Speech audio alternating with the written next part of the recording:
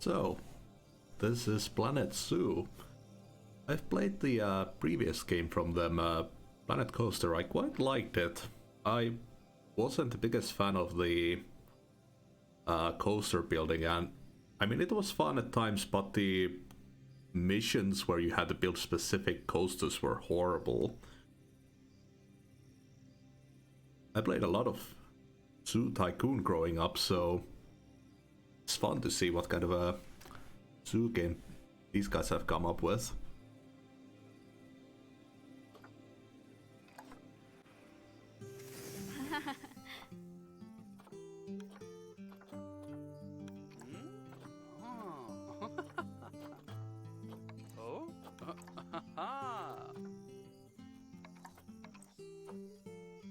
I don't have that much of a chin.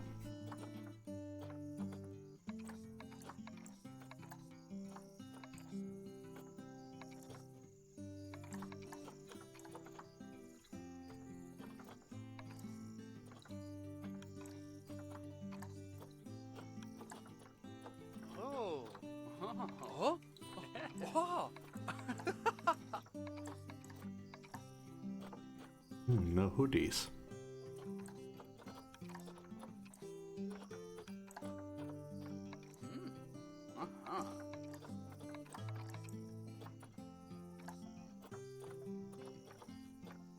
Sure, let's go with that.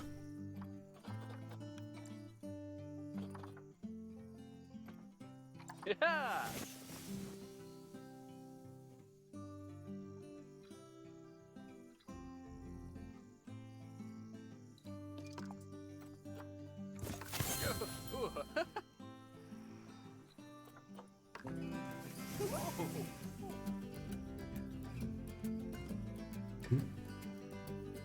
Heyo! And who the hell is this? Oh, hey-o. That is a meme account. They definitely do not live in Russia.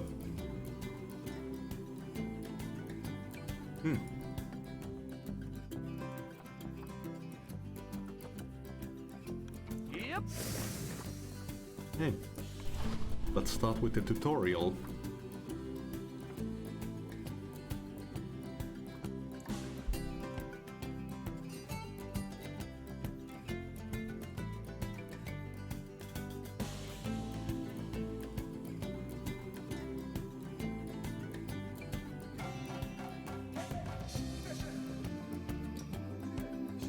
Very pleasant music.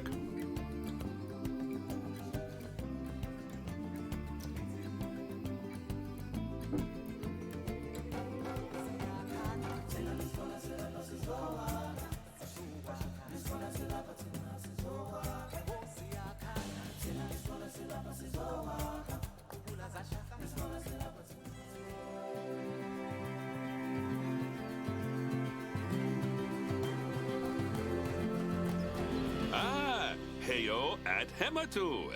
Yeah. Oh, sorry about that. I have a habit of slipping back into the Planko language. It's good to finally meet you in person. I'm Bernard, although I insist you call me Bernie. The only person who calls me Bernard is my wife. And even then, only when I've tracked elephant dung into the carpets. As you know, I own several zoos, but I always like to show people the ropes here at my home.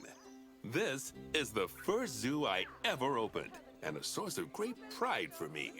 And prides, thanks to a lion breeding program we ran in the 80s. But we're in the middle of a big renovation, and that's where you come in. Sadly, our old contractor had to retire after developing a fur allergy. Poor devil kept sneezing his dentures into the lion habitat. So, it's up to you to finish everything off. Don't worry, though. I'm not completely throwing you in at the deep end. My head keeper, Nancy Jones, will be lending a helping hand. Oh, she's a hard worker, and she'll expect you to be too. But I'm sure you'll get along like a house on fire, or even better, one that isn't on fire. Less shouting that way.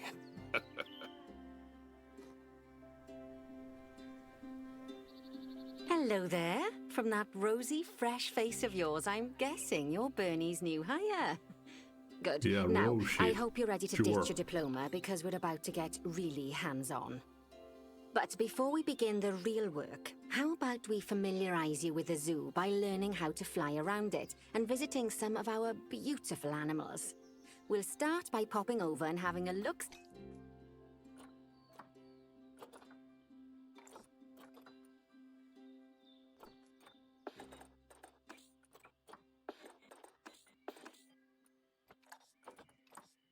See at the grizzly bears in their habitat.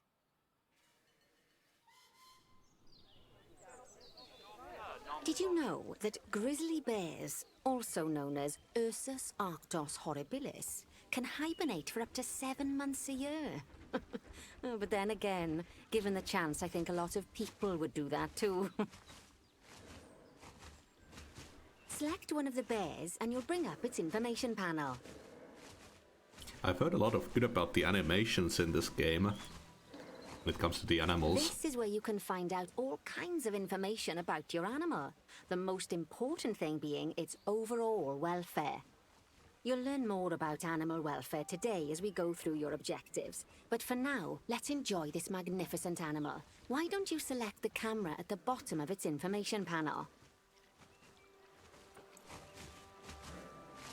See now, this is a fantastic way to get a close look at your animals. You can also get this view of an animal by simply double-clicking on it. Okay, when you're ready, let's pop over to the other side of the zoo and take a look at the lions. I've marked their location for you to find.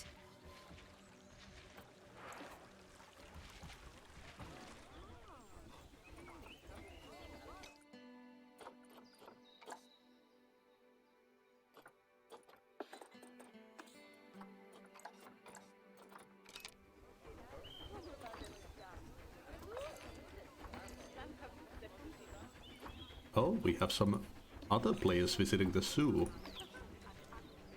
Interesting. Panthera leo leo, or the West African lion to you and me. Lions are the most social of the big cats, and there can be as many as 40 lions in a pride, although prides of that size are pretty rare.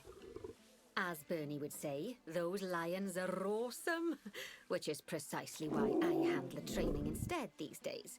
Anyway, how about we get started on those objectives? Come on, let's head over to an empty habitat and see what needs doing there. Animations seem pretty nice so far. As you can see, it's a lovely space for animals, but it's missing a certain something. Well, 2 somethings. Warthogs. So I'd like you to adopt a pair of them. To adopt animals, we need to open the animal market, which is in the animal trading section. There we are, a pair of perfectly splendid warthogs for our zoo. Just click on them and select Adopt from the side menu. Normally the animal exchange would be full of animals, but I've emptied out the market while you learn how it works. The last thing I need is you accidentally ordering a dozen elephants. When you adopt an animal, it's automatically placed in the trade centre, where they're held until you're ready to move them into their habitat, which, as it happens, you are. So how about you move them into their new home?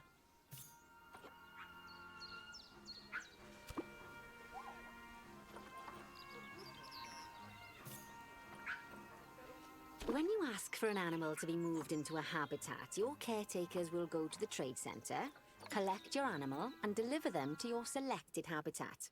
I've marked the trade centre's location, so let's go and watch the caretakers in action. Well, as you can see, those caretakers don't hang about. They'll move those animals to their destination as fast as possible. Of course, normally we'd have to place the animals into quarantine before moving them into a habitat, but I am assured by a person of good standing that these warthogs are in the very rudest of health. Right, let's get the warthogs' habitat Rudest sounds finished up so we bad, can though. keep them nice and happy. You see, each animal in the zoo has an overall welfare statistic, basically how happy they are, And that overall welfare statistic is itself comprised of 4 different areas: nutrition, social health, habitat, and enrichment. Luckily, if you select an animal, you'll bring up their animal welfare information panel, which we saw earlier, where you can see how they're doing. That way, you'll know exactly what areas need to be addressed. Don't worry if that's a lot to remember. You can always check the Zoopedia for more information. Let's start by making sure we're taking care of the warthog's nutrition welfare.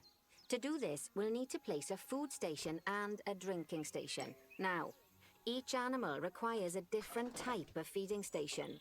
And for the warthogs, it's a small feeding trough. So let's add one of those and a water bowl.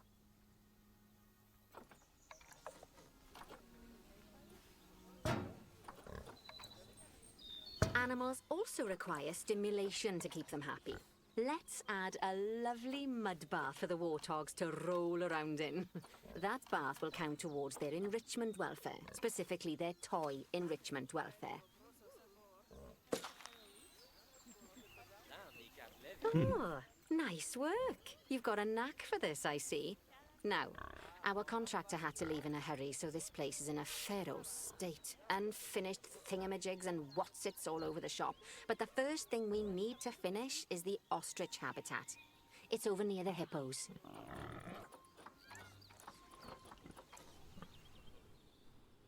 So far, I like how this feels. Oh, before we actually start building our ostrich habitat, let's pause the game. Just click the pause button in the bottom right corner. Ah, that's more like it. A quick break. Sometimes it's a good idea to pause the game whilst you're doing something which requires your concentration, because it'll stop the zoo spinning out of control while you're looking the other way. Let's keep the game paused while we get this ostrich habitat built. Okay, job number 1 here is to add a habitat gate before we complete the barrier. I'm just gonna rebind those. Wait, what is spacebar? Every habitat needs a habitat gate. Doesn't seem like anything.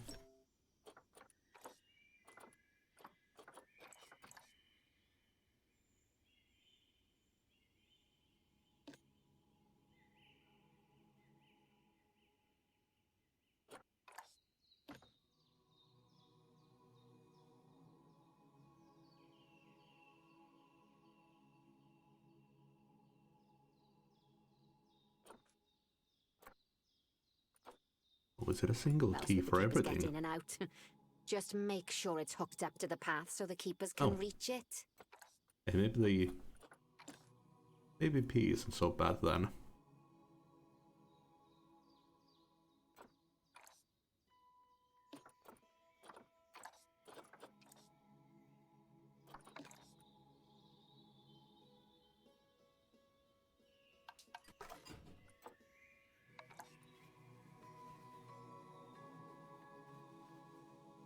Right, let's complete the perimeter barrier so we can adopt us some ostriches. I've marked out an area for you to use, so I'd like you to finish off the perimeter using the brick barrier.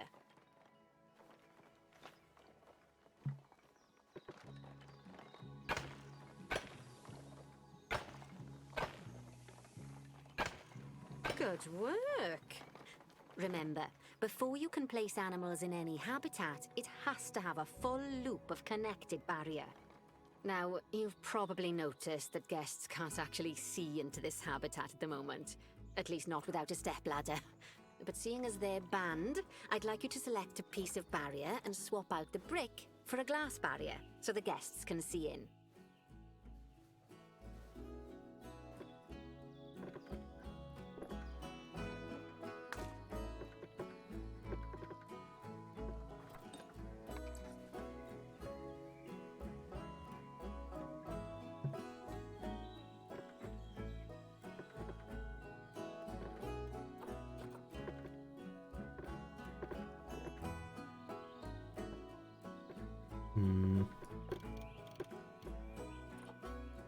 There we go. Oh. Adding in more windows gives guests even more opportunities to see the animals in a habitat. It's always best to make sure the guests can get a good view into a habitat from the path they're walking on, because it makes them happy, and because this would be a pretty terrible zoo if they couldn't. The last thing we need to do is to add a donation box. You see, when guests enjoy the view of an animal, they'll make a donation. Just make sure you put them in easy-to-reach places, like near a viewing point. Donation boxes are one of the main sources of income for the zoo, so make sure you remember them. Now, before we adopt our ostriches, you should click the play button. After all, if the game's paused, then so are our caretakers, which will make it a bit tricky for them to deliver the ostriches, eh? By the way, as well as pausing the game, you can speed the game up by clicking on the fast forward button. It'll run everything at 2 times and 5 times faster. It can be useful, especially if you're waiting for money to accumulate or for animals to be delivered to your habitat. Personally, I use it when I'm waiting for a brew to finish. All right, you've finished the habitat, so it's high time we adopted those ostriches, don't you think? Let's get 4 of them in here.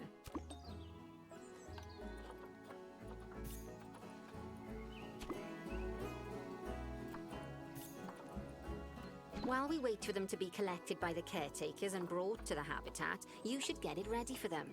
Add a suitable feeding station, water station, and an appropriate food enrichment item. It's often best to place things like enrichments and feeding stations near to the habitat perimeter, so guests can get a really good view of the animals.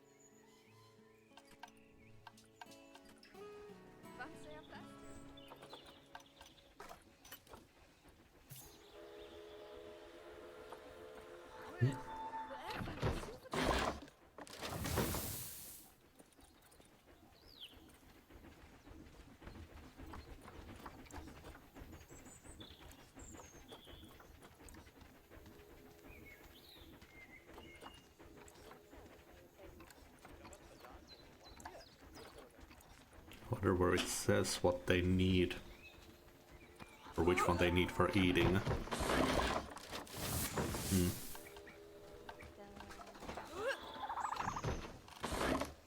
It highlights them.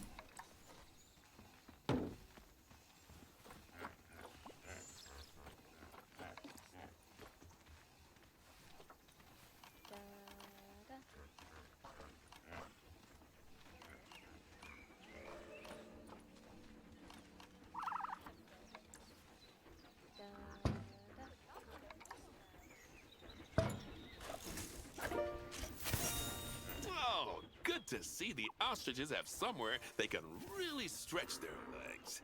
Did you know they can actually run at 43 miles per hour? Oh, heaven forbid they ever escape. The speed camera fines alone would bankrupt us. Well, Bernie certainly seems impressed. Did he do his speed camera joke? Every time we get an ostrich. So, now we've made the ostriches' lives a bit better, let's do the same for the keepers, shall we? To make it easier for the keepers to feed the ostriches and hippos, we should build a new keeper hut. Keeper huts are where the keepers prepare the food for animals, so they should be placed near to the habitats to make sure the keepers don't waste their time walking when they should be looking after the animals.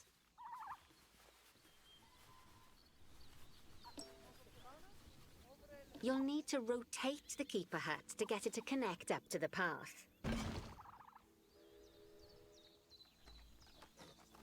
This keeper hut only has space for 1 keeper, but the larger keeper hut can allow multiple keepers to prepare food at the same time. Oh, but bear in mind that keeper huts and other staff facilities shouldn't be placed near to areas where there are lots of guests.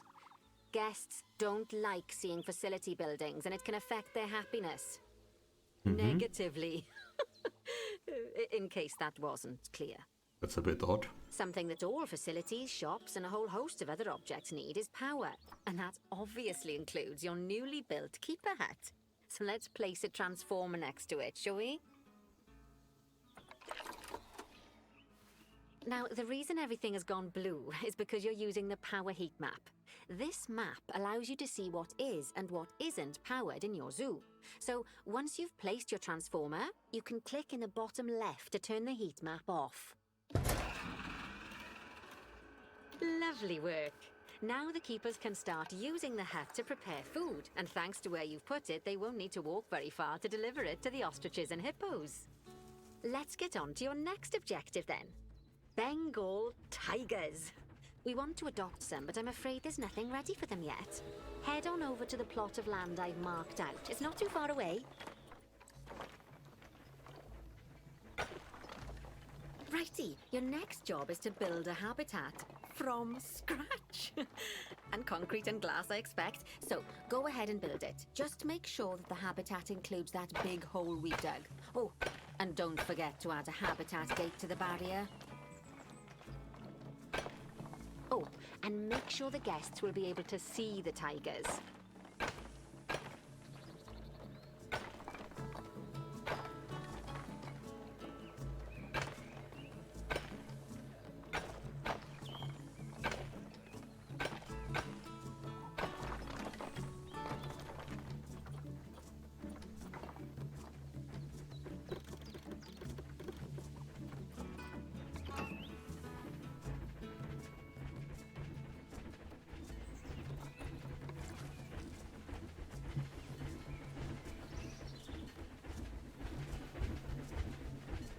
Now, Bernie takes safety very seriously at his zoos, so we should probably make sure those tigers can't jump out of their habitat, don't you think?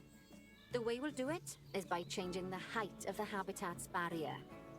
Okay then, you should start by double-clicking the habitat barrier, which will take you into barrier editing mode. Great. Now highlight the entire perimeter of the habitat. You can do that by clicking and dragging the barrier selection tool.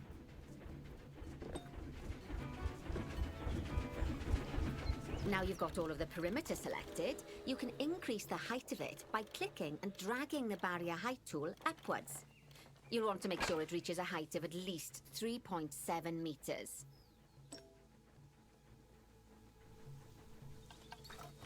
Now that the habitat is in place, don't forget to put down a donation box near to your viewing areas.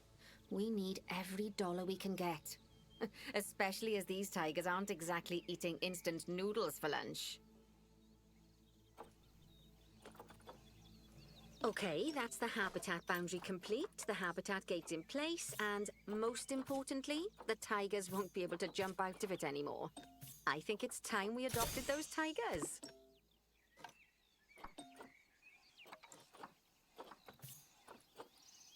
Whilst our trusty caretakers collect and deliver the tigers, let's take a look at preparing the habitat for their arrival. We'll start with the basics. Add a suitable feeding station for them. This time, instead of adding a water bowl, let's try something different. Some animals need a pool in their habitat so they can go for a swim, but they can also use it to drink from. All you have to do is make sure the banks of the pool have a gentle slope so they can easily get a nice, refreshing drink. There's already a pool excavated, but you still need to fill it with water. You should do that by going into Terrain and selecting the water tool.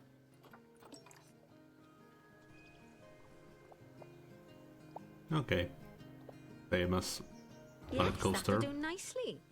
Of course, just like the warthogs and ostriches, these tigers will also need some enrichment.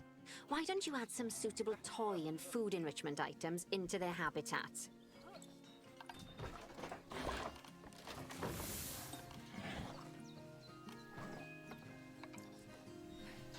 Oh, nice.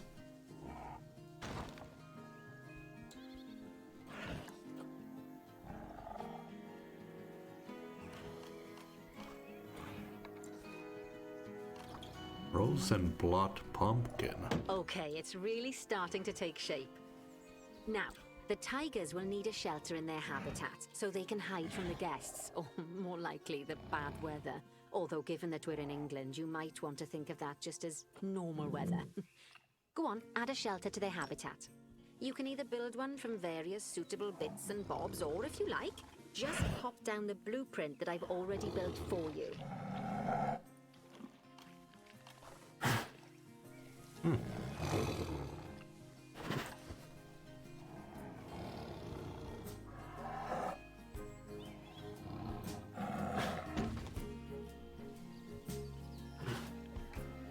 Oh, poor dabs. I'm sure it can't have escaped your attention that the tigers look a bit miffed. That's because they aren't too keen on the type of terrain in their habitat. Select a tiger and bring up its information panel. Rightio, click on the terrain tab. That way you can view the terrain information and see how they feel about the different types of terrain. That'll tell you what the tigers need more of or less of in this habitat. Okay then, open the terrain editing tool, select painting, and give them some more soil. Yes, that should help with the habitat part of their welfare. Oh, there's too much Graslong.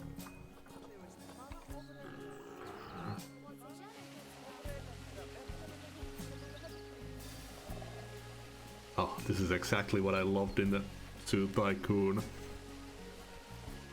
These precise percentages and everything for the animals.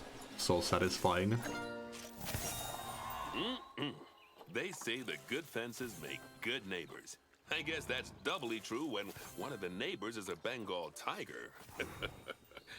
Still, those tigers look so happy that I doubt they'd leave. Even if you did poke a hole in their fence. Oh, but for heaven's sake, don't test that theory. Right, let's head over to the Indian peafowls. I've been told that we need to improve their social welfare.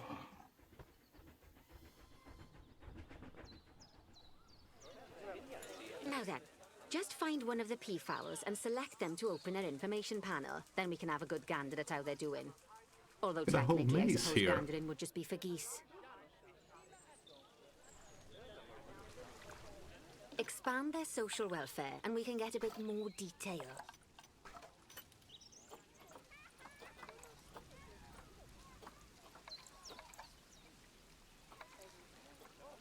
Wait, what?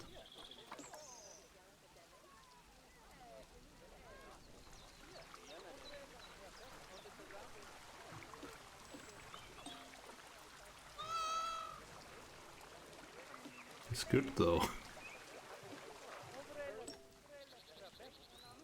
Now, they've clearly got plenty of space and they're not stressed, but it looks like their social group isn't quite right. So let's find out more. Click on the social tab at the top of their information panel to see what's wrong.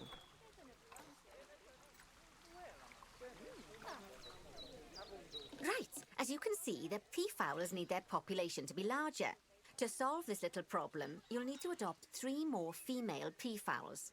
Off you pop to the animal market then.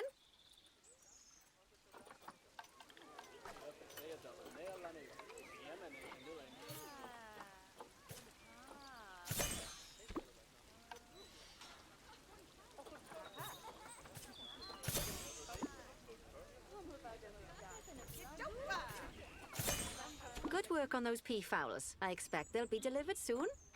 But sadly, it sounds like our snow leopard is a bit grumpy. Let's head over there and see what's wrong with her.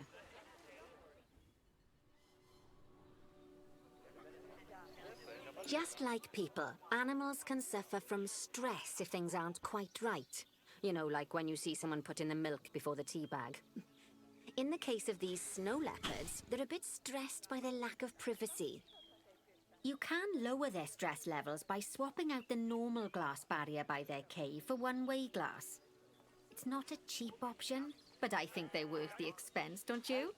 This will give the snow leopards somewhere to go when they want to get away from the prying eyes of the guests. Ah, the snow leopards.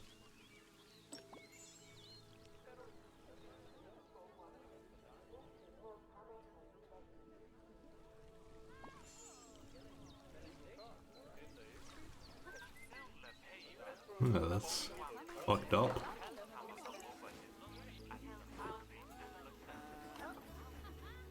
Of course, when an animal isn't in its natural biome, it's probably going to be too hot or too cold.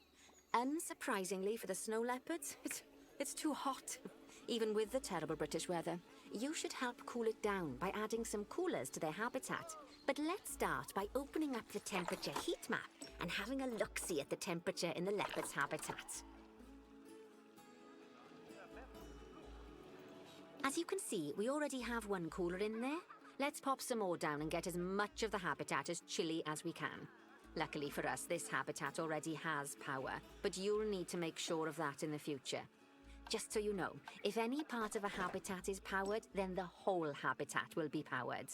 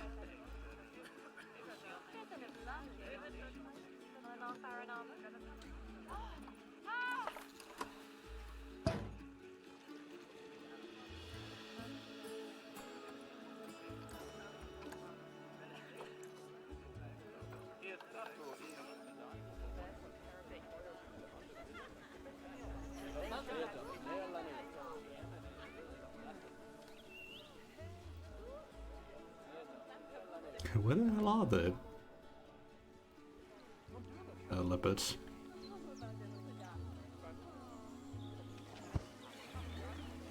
Oh, there's one. What the fuck is that name? Did someone fall asleep on a keyboard? Oh, they climbed the trees, that's where they were.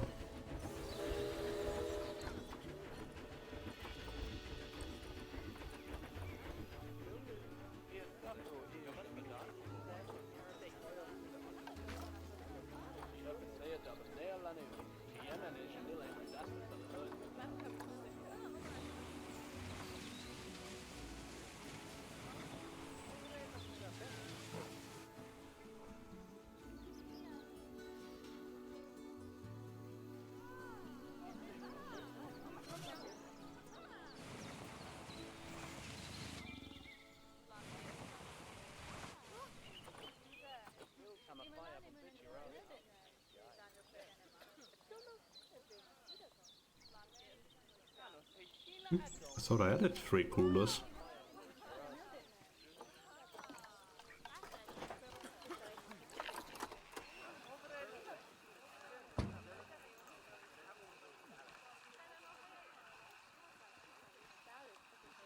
Uh-oh.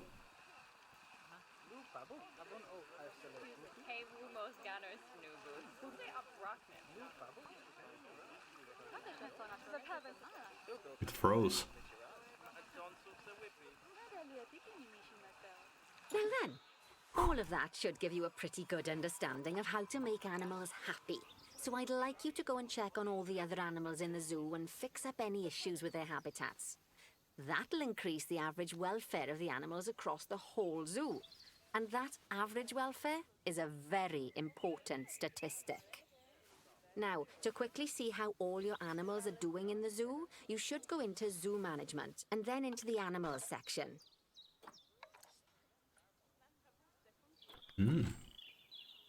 As you can see, this list shows you the animal's overall welfare. So if something's amiss, then you can quickly pop over to them using the locate button. Right, I'm off for a cuppa while you make sure all the animals are well looked after.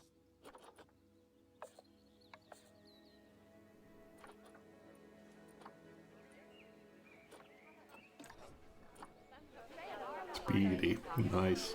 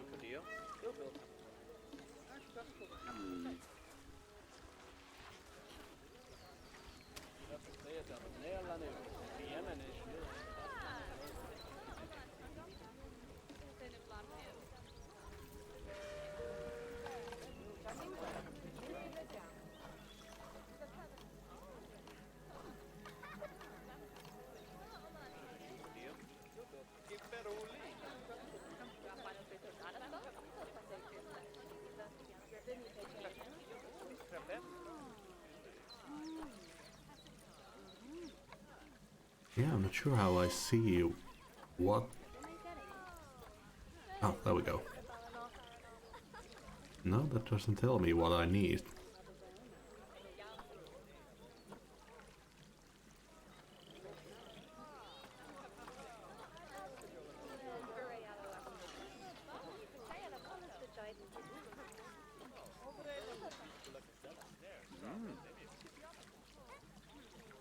Ah, there we go. Dog bowl. Block of frozen fruit.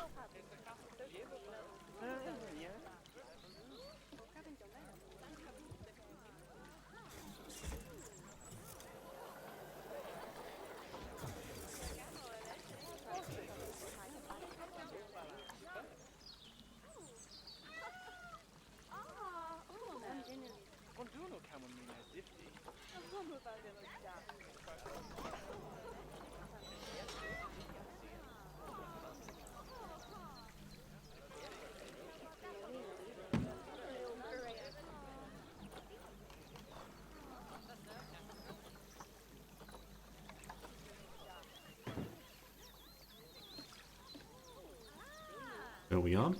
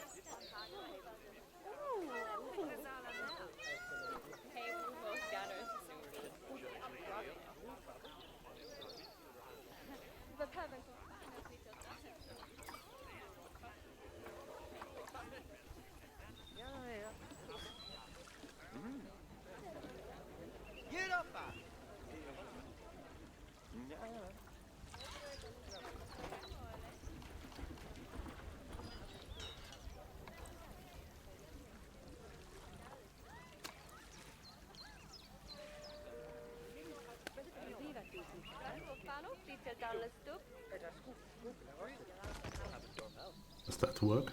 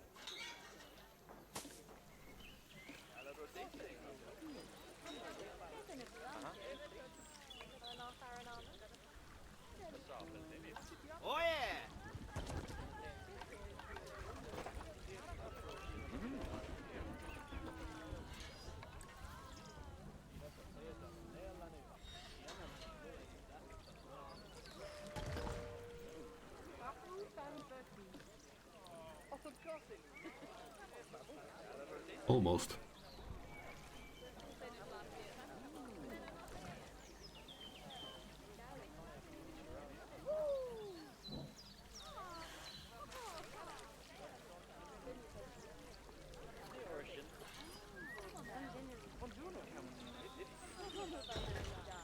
Oh.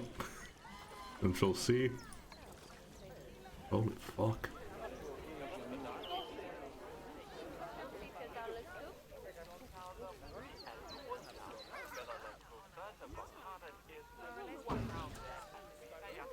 There we go. Yeah, so hot shelter I guess is roof.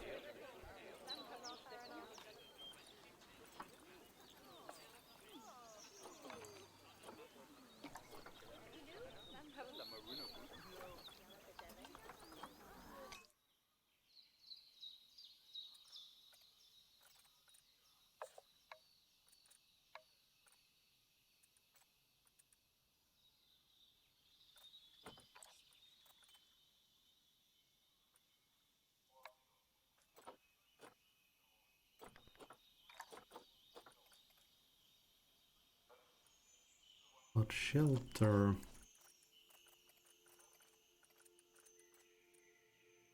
Difficult area of crowding issues.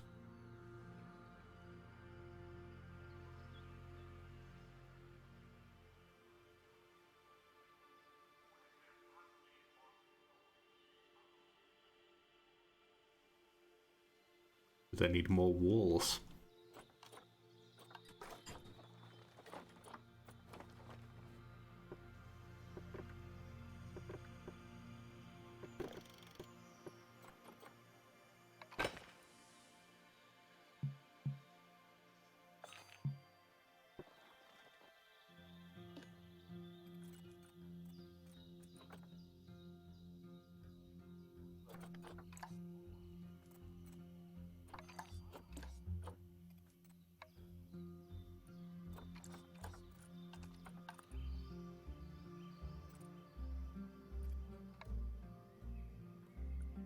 Crowding issues.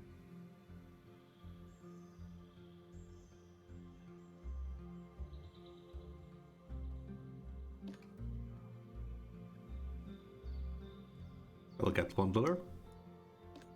Yeah, finally got around to playing it.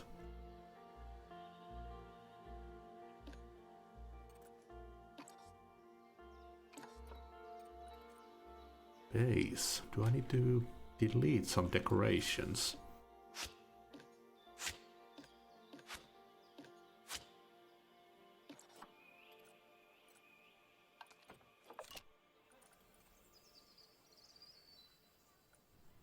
Ah, there we go. That fixed it right up.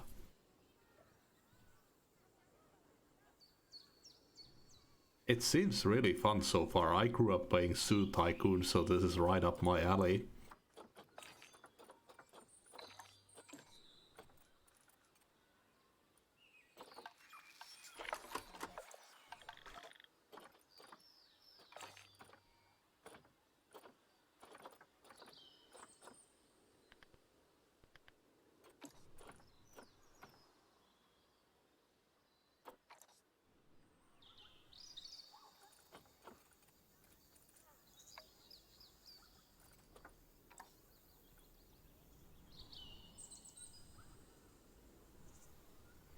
Okay, less soil.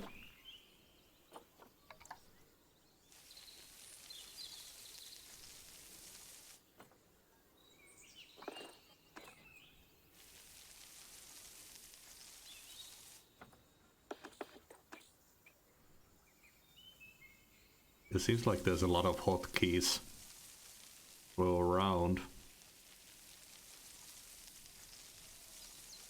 Oh, it's got zebras and giraffes.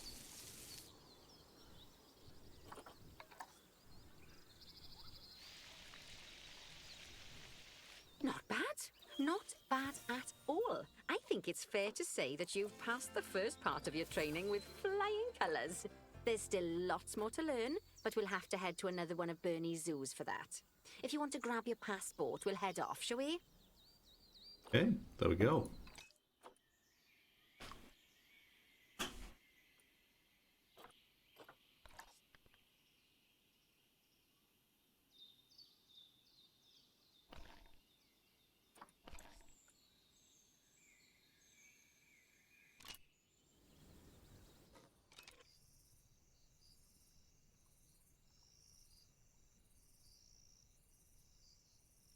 Today's coffee is so damn good.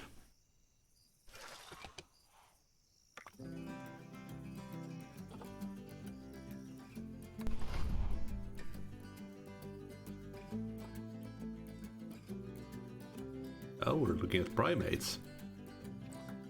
Sweet. Wonder if they have orangutans, those are my favorite. I need more orangutan videos on YouTube. And I need to hunt down a DVD or something of Jungle School. I want to see that so bad. The videos on YouTube are so good.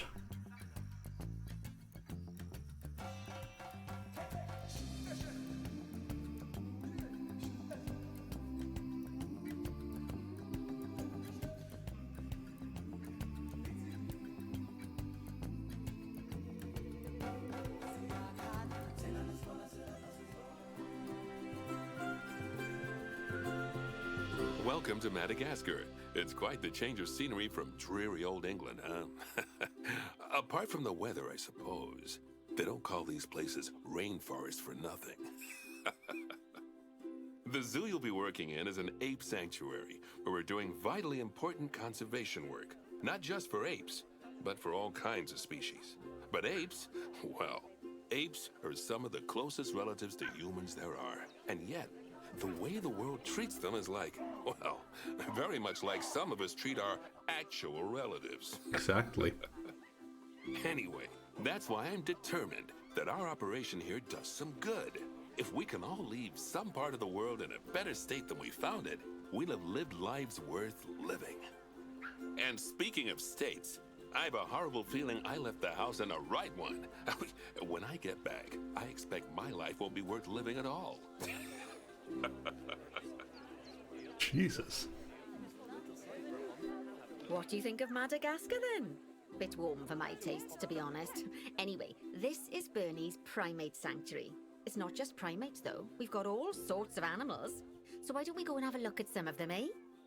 We'll start by taking a look at the red-ruffed lemurs. They're the ones that look like they should be in a Shakespeare play. Come on, let's head over to them. Yeah, there's so many fascinating videos of orangutans, like some can speak using a little screen with images. There's a video of a couple that found some tools left by construction workers and they can actually like use the saw, like sawing the logs.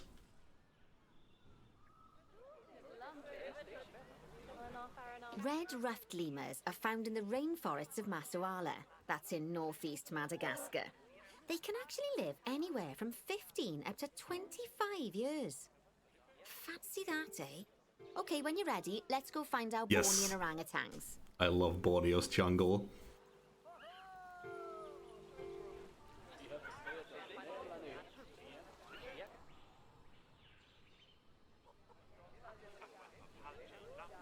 The Bornean orangutan is such a marvellous creature.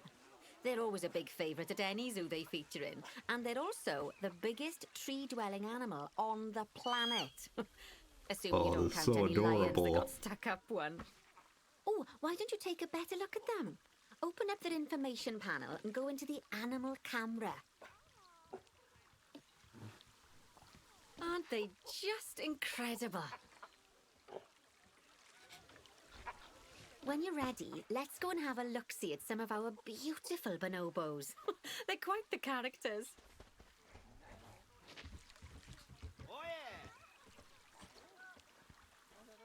Yeah, I love orangutans so much.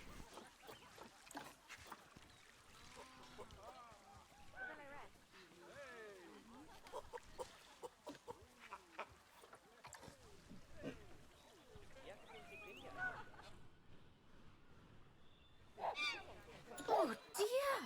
It looks like we've arrived just in time. One of the habitat's barriers has collapsed. And wouldn't you know it, one of the bonobos has made a run for it. We'll need to catch them. But before we do, we should box up the other bonobos to stop them escaping too. Select the habitat boundary to bring up the habitat information panel. Good. Now open the Animals tab. And click on Box All Animals to box up the remaining bonobos.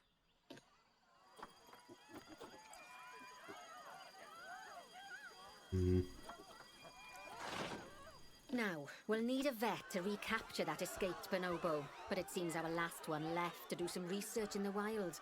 Not an ideal situation. So, we'll need to hire a replacement, sharpish. Go into the zoo section and then into the staff management area. I mean, like, You can find all of your staff all in here, orangutans are but there's no time to go looking at their terrifyingly strong. particulars at the moment. Hire a vet.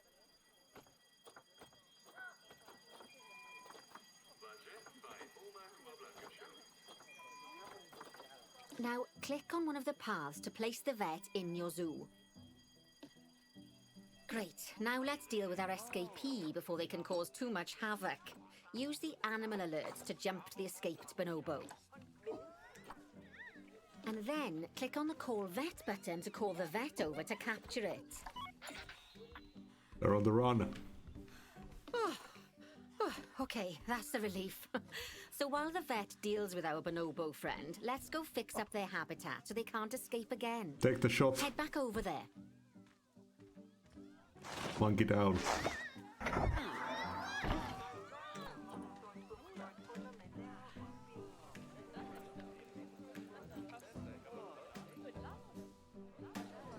As you can see, the barrier's collapsed. Someone's taken their eye off the ball, obviously. Let's get this one replaced. Select the barrier and then we'll edit it. Delete the broken section of barrier and replace it with a brand spanking new one.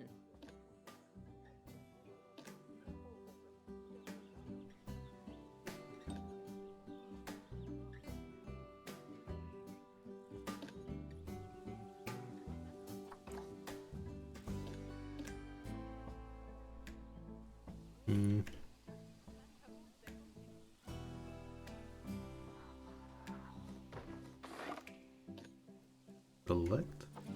Up there we go. Edit. Delete. Replace. Good. Now that we've done that, we need to make sure to add climb-proof barriers to the top. That way the bonobos won't be able to climb out. Just make sure you've got the correct piece of barrier selected when you do that. Ah. Okay, so go into the options section and select which side the climb-proof barrier needs to go on. And don't get it wrong. We're more worried about bonobos climbing out than guests climbing in.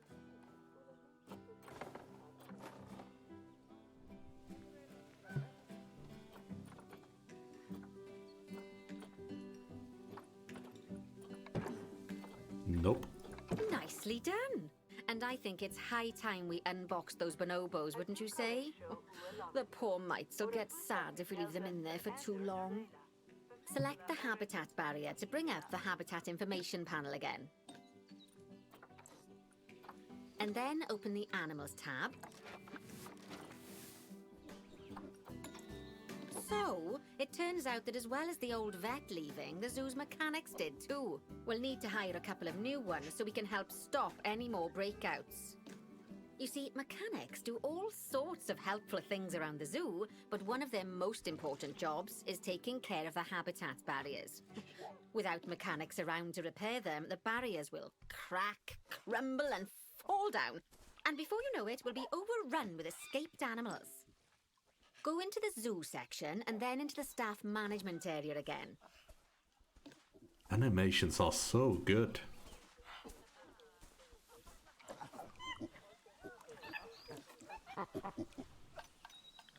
Hire a mechanic and then click on a path to place them in the zoo. And then click on the path again to hire a second mechanic. As you can see, you don't have to go back into staff management if you're hiring lots of the same type of staff member.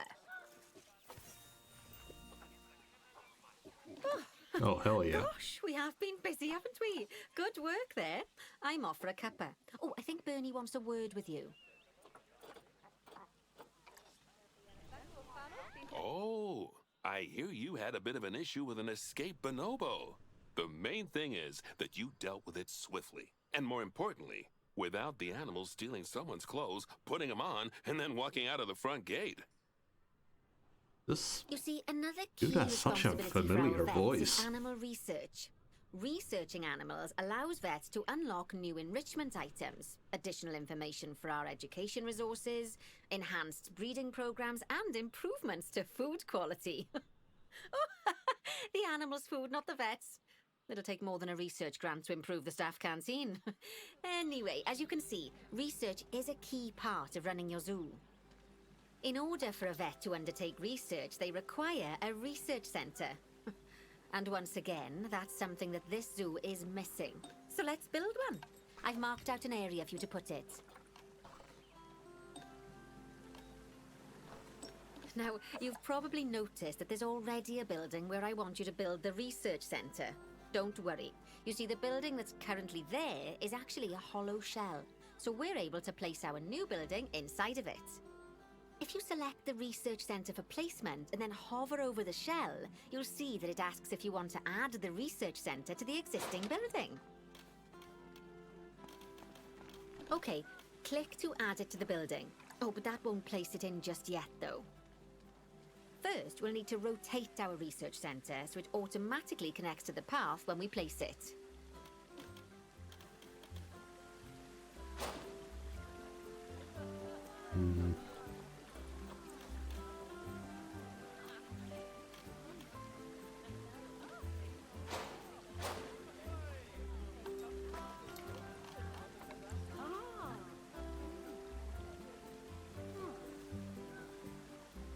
Oh, I was doing it the wrong way.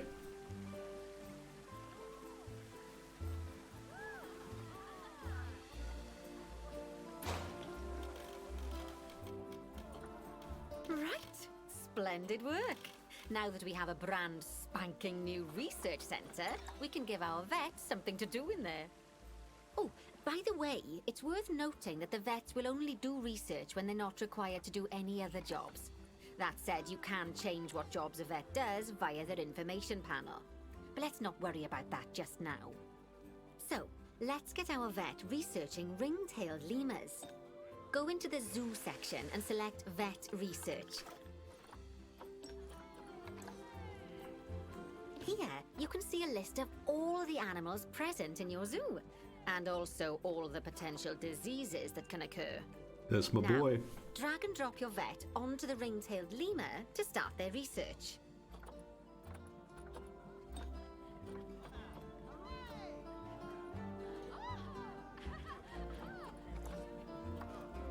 Actually, thinking about it, I'm not sure we've got any education boards or speakers by the lemur's habitat. Let's head over there and add some, so our guests can learn all about the furry little delights.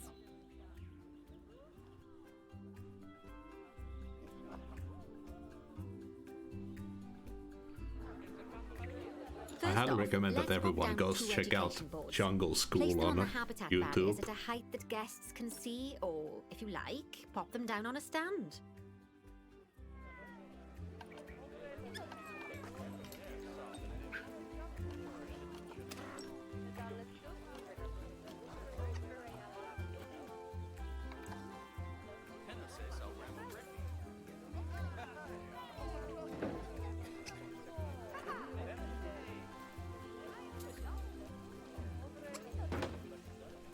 Okay, now that they've been put into position, we have to tell them what animal to display information about.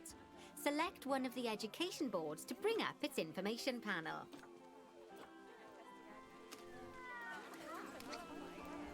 And from the drop-down list, select ring-tailed lemur. Although I'm sure that last part was obvious. When you link an education board or a speaker to an animal, you need to make sure that said animal is close by. If it isn't, the guests will get confused and won't learn as much.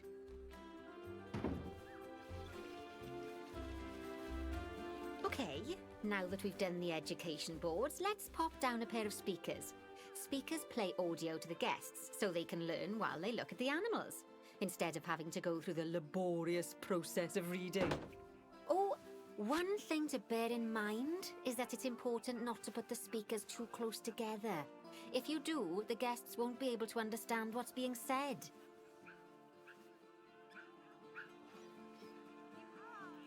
Now we simply need to link the speakers to the ring-tailed lemurs, just like you did with the education boards.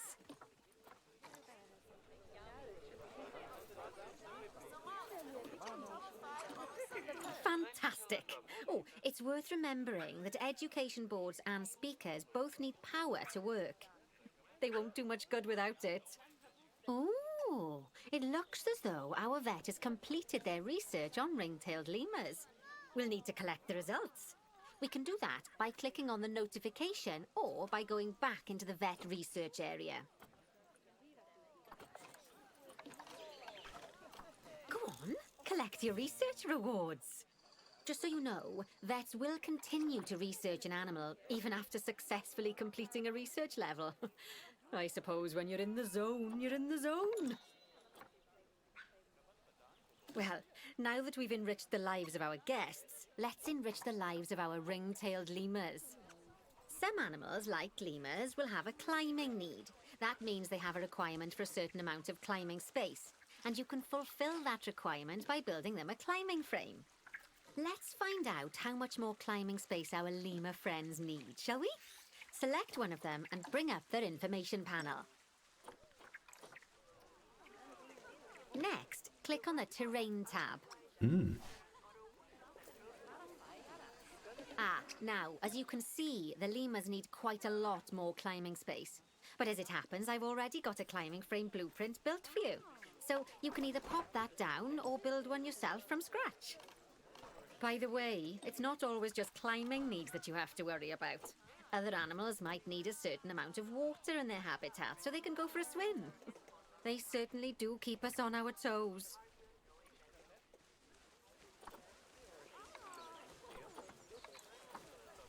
Oh.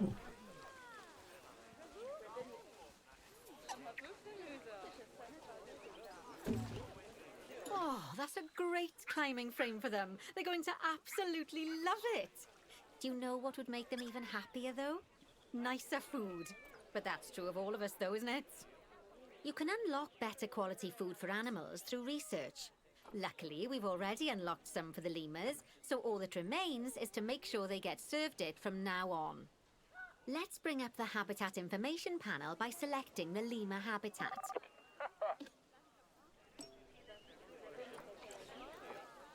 Lovely. Now select the Animals tab. So, a new climbing frame and better food. Oh, you've really spoilt those lemurs rotten. Now, I think it's time we looked at one of the zoo's most important responsibilities. Releasing animals into the wild. You see, when we feel an animal is ready, we can release them into the wild. But what makes an animal a good candidate for release? Well, their age is an important factor. I mean, we can't release an animal that's a juvenile, just as we can't release one that's gotten too old. They'll also need to be fertile. After all, the idea is to repopulate the wild, so the best candidates will have a high fertility gene. And together, the age and fertility of a candidate will determine how many conservation credits we'll be rewarded when we release them. Now, conservation credits are vitally important. They're the lifeblood of your zoo, because earning them allows you to adopt even more animals. And what's more, the animals you can adopt will be of a higher quality. So, with that in mind, let's pop over to our orangutan habitat. Ooh, finally. Okay, I'd like you to find Agang, the Bornean orangutan in the habitat, and select him, please. You can either click through each orangutan in turn, or select the habitat barrier, go to the Animals tab in the Habitat Information panel, and find him in the Animals list.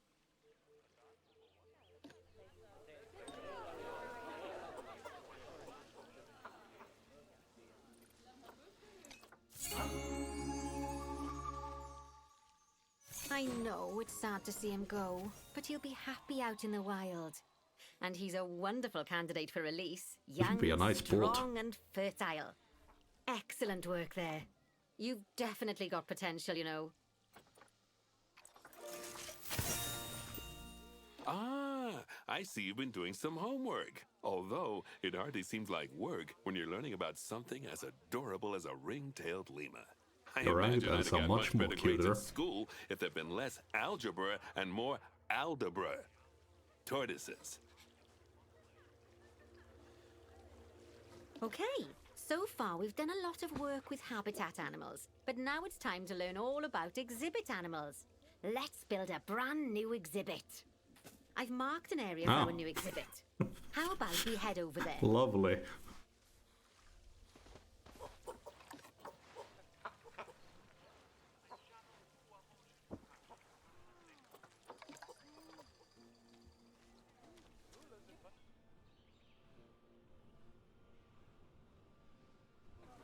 Lovely. Now let's build a new exhibit in the gap that's been left.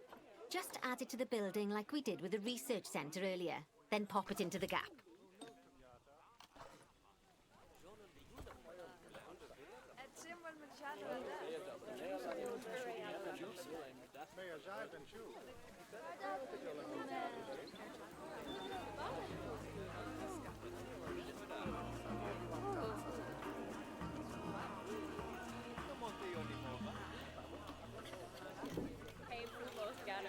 Perfect.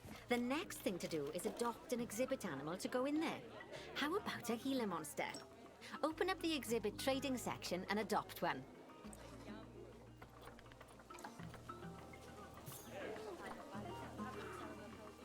Just as we do with habitat animals, we need to send the Gila monster to the What was exhibit. that? Click on the exhibit to send it there.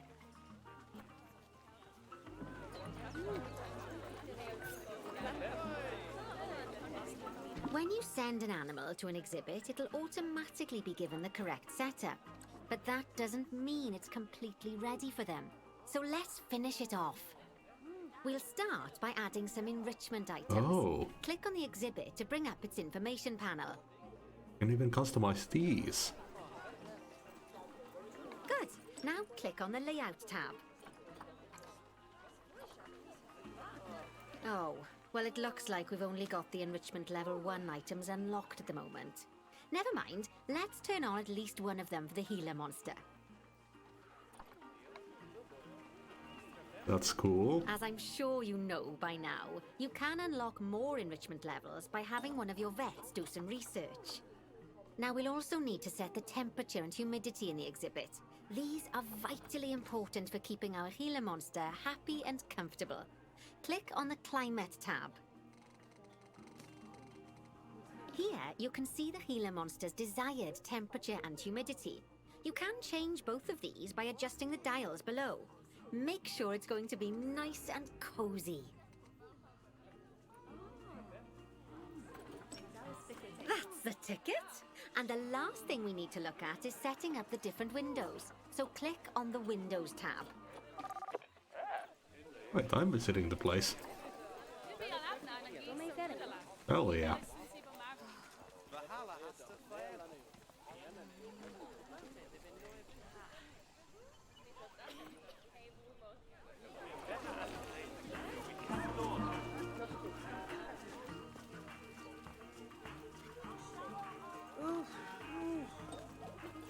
You can edit and customize any of the windows on an exhibit.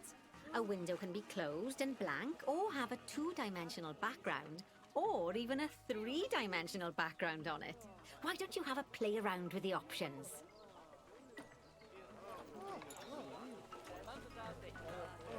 There's also an exhibit education board. Pop them down near your exhibits to teach your guests about them. Let's add one now. Oh, I see.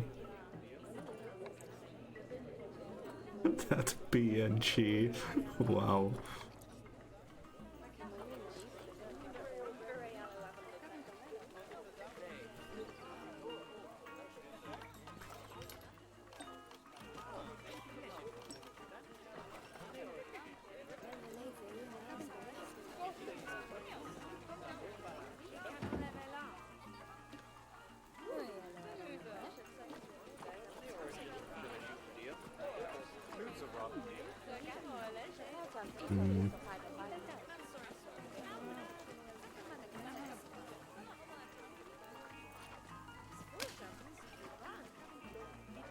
The Gila monster in there yet?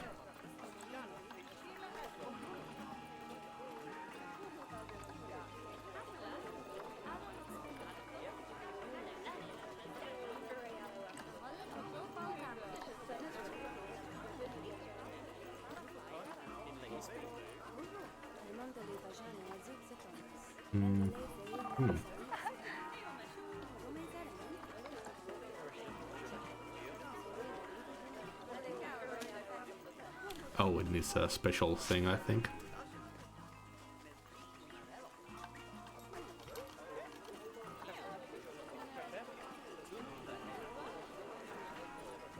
Oh, I can have webcams on it.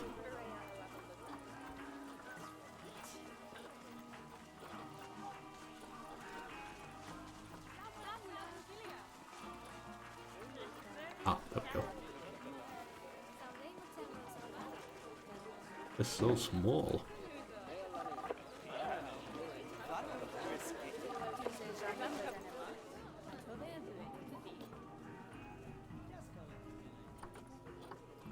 Lovely stuff.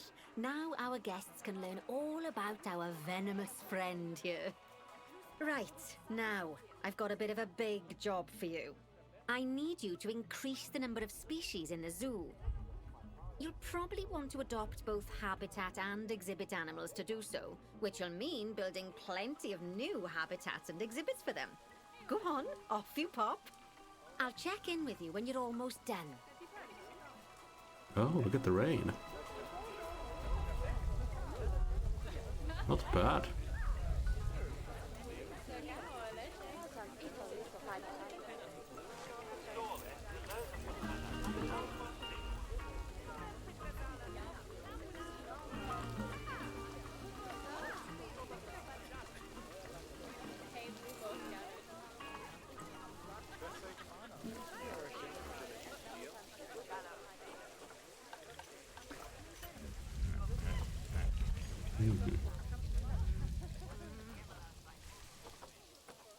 Up here.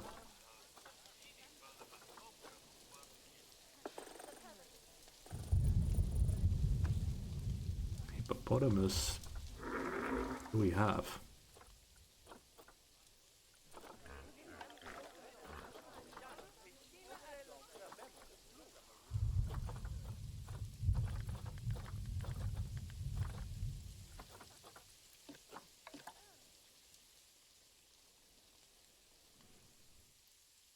We built more of those small exhibits.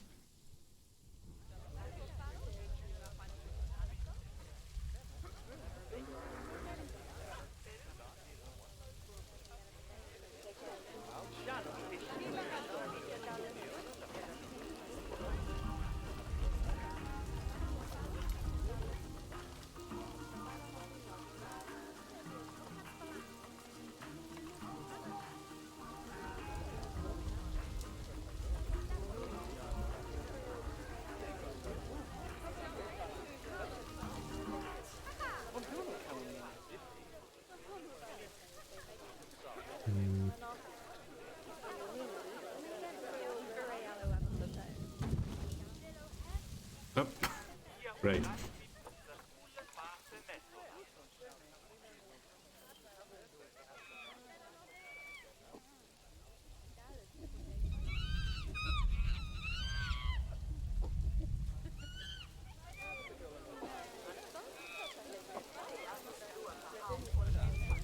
We can't build it here.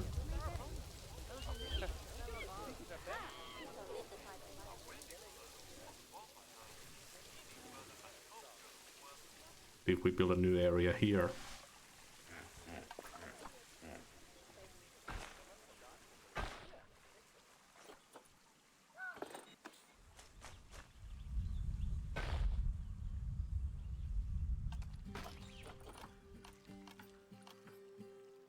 Can't sculpt yet.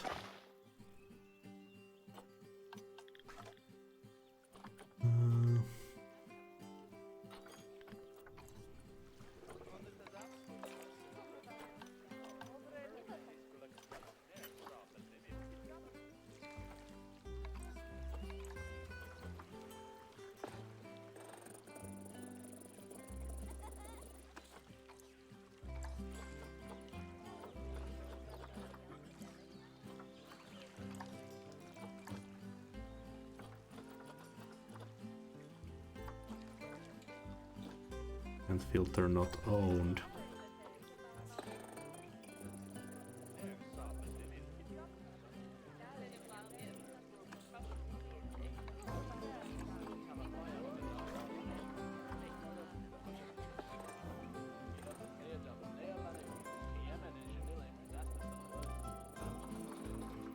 We don't have the piers here. We'll make a exhibit for them.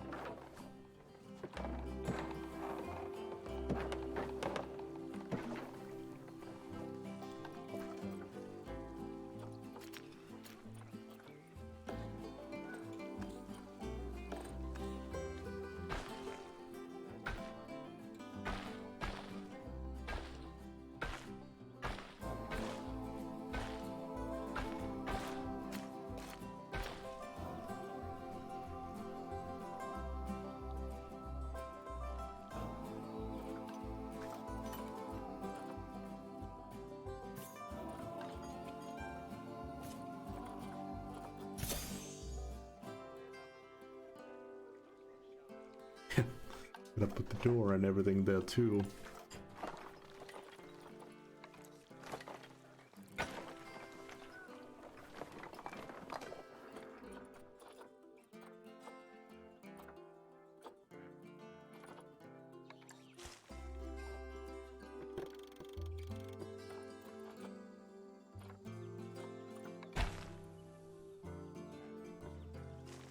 There we are.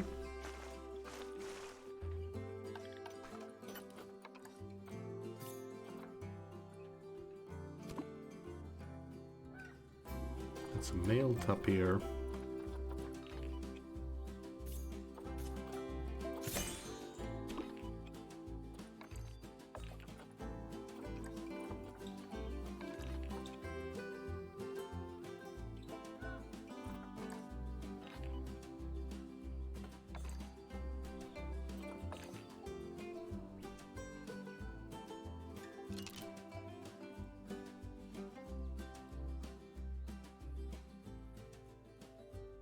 There they are.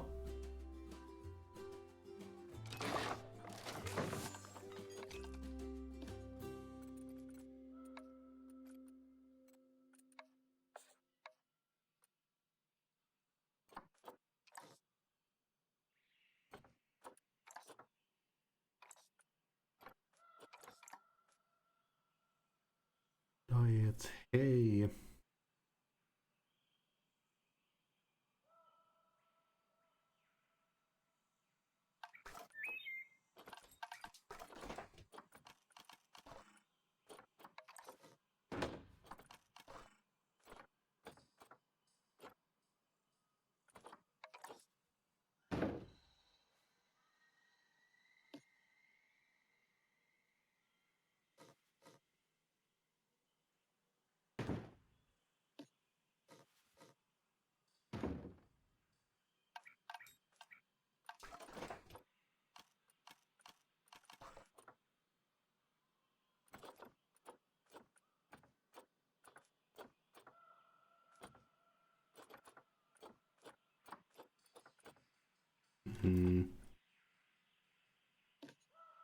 Oh, they're a lot bigger than I thought they were.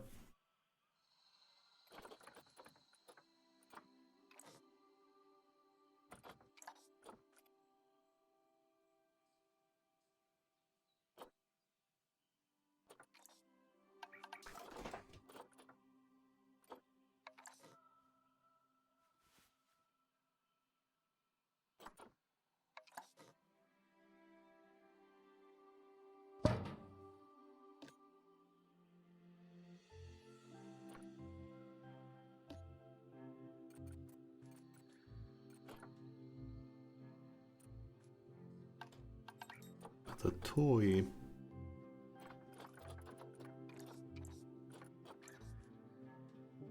Cardboard box. Like cats. All you need to keep a cat happy. Some food and a cardboard box.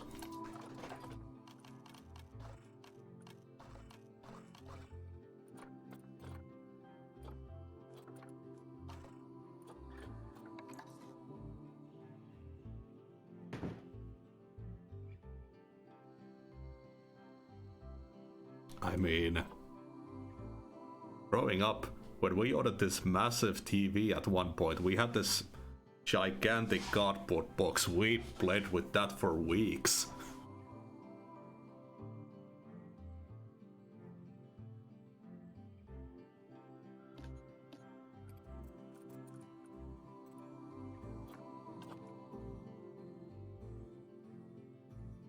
Yeah, nothing's better than a good cardboard box. Oh. Oh shit. They have physics. Well.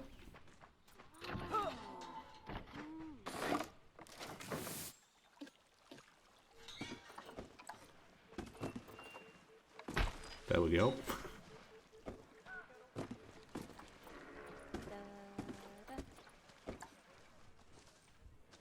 Just shoving the books around. Oh, Galpy, that's one of the drink brands in this game on Planet Coaster.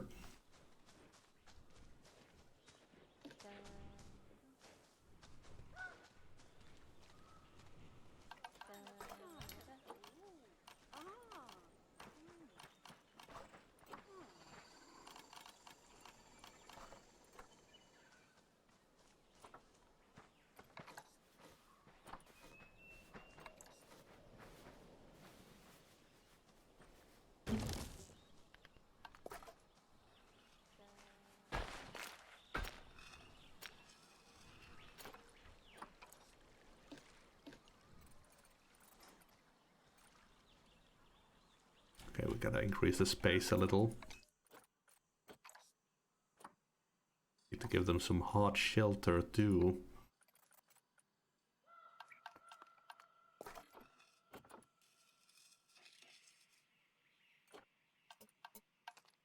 Where is the bulldozer?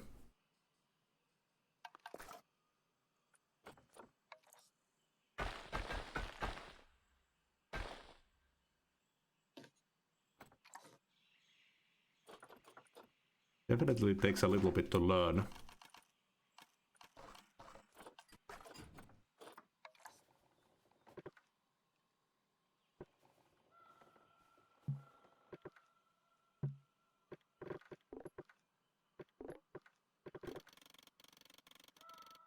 Okay, we just drag it like that.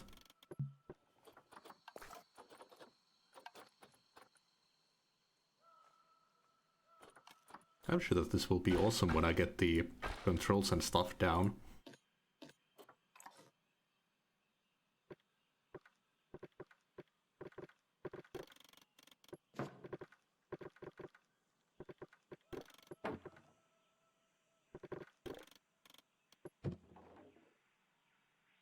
Yeah, some of the coasters in Planet Coaster are so impressive. Like, just the sheer amount of possibility with customization on this system.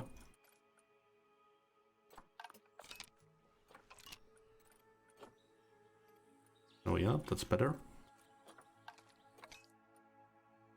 Like, there's this one scenario in Planet Coaster that goes like underground. There's like some kind of weird kraken in a cave that only activates when the cart is actually there.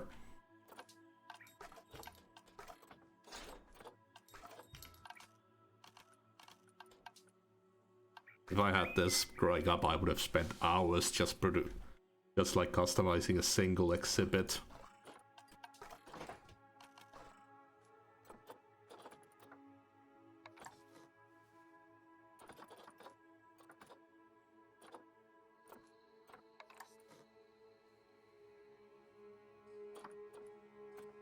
Doesn't look as great with the globe.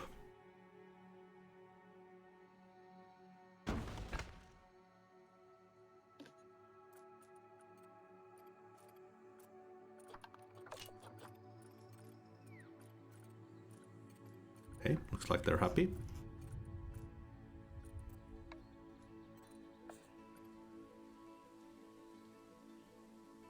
Oh yeah, Rollercoaster Tycoon 2, very legendary.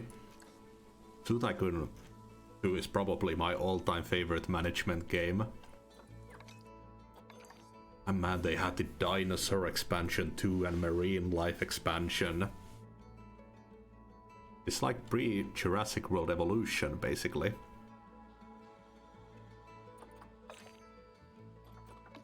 Yeah, so far they've done a really good job on the different animations of the animals. That's something that I kept hearing about this game. Like, they really nailed the animations.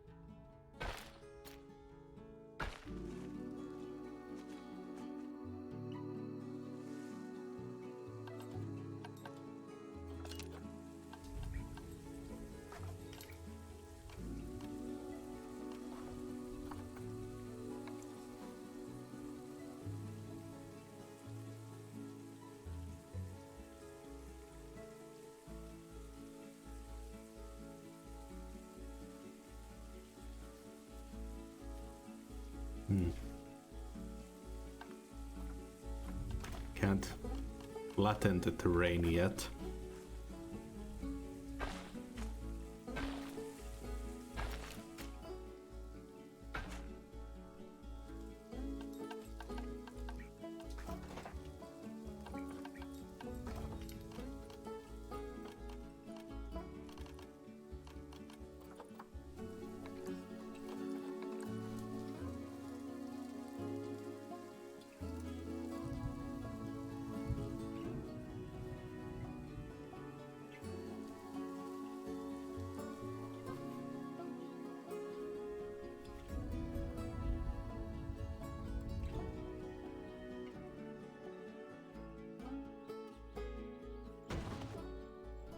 That'll do.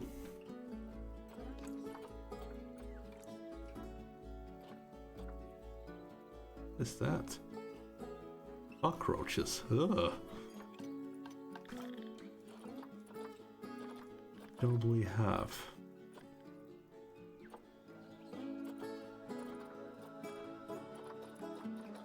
Gila monsters, cockroaches. I think those are the only exhibit animals we have. Giant tiger land snail. Sure.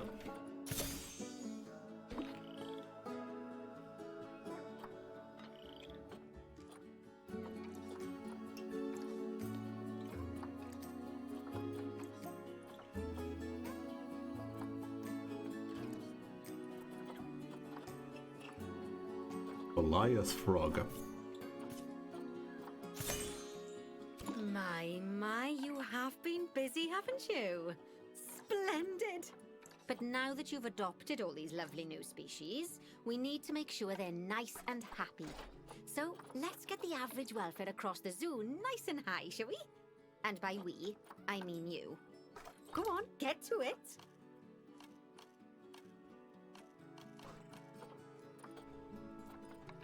Oh, I can put solar panels in. Oh, this really reminds me of City Skylines and SimCity, this screen actually. The new SimCity.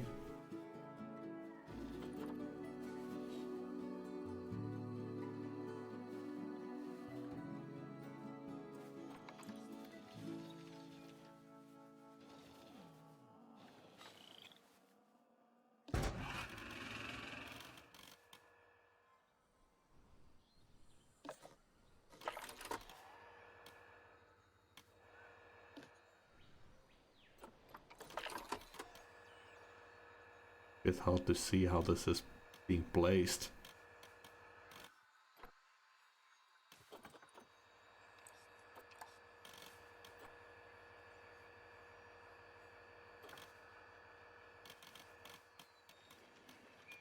There we go. That's stretch enough.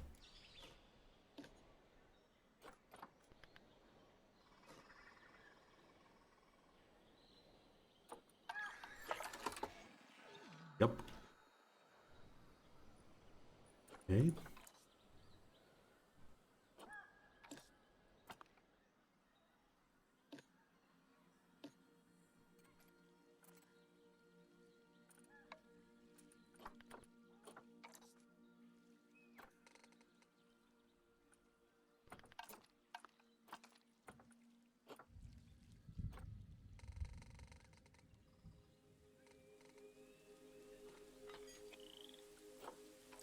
All this like little detail with this percentages and that, I love it so much.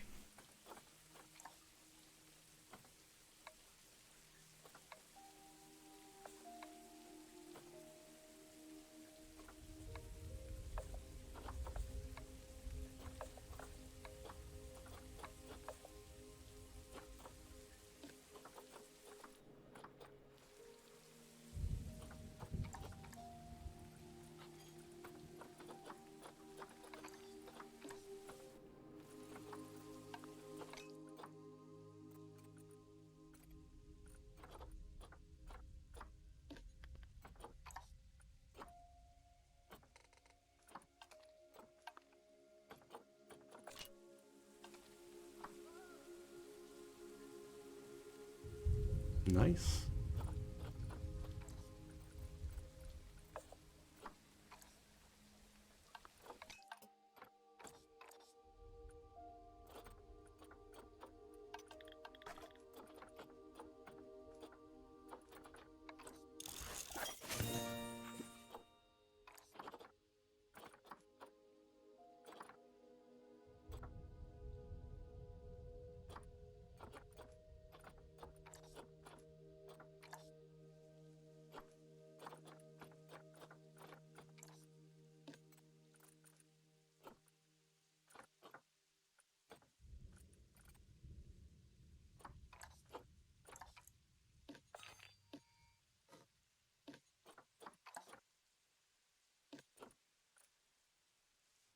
And there's the frog.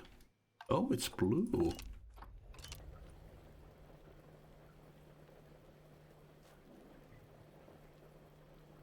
Just chilling a bit.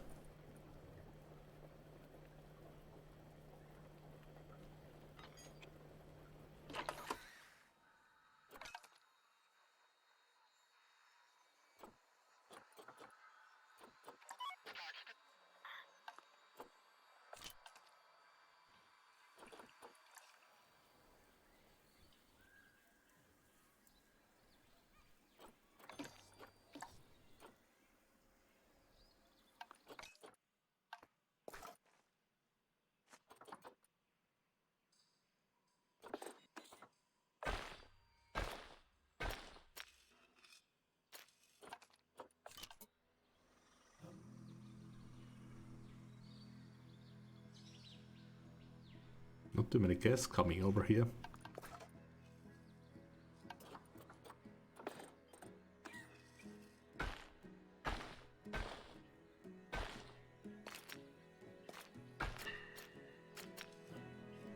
There we are.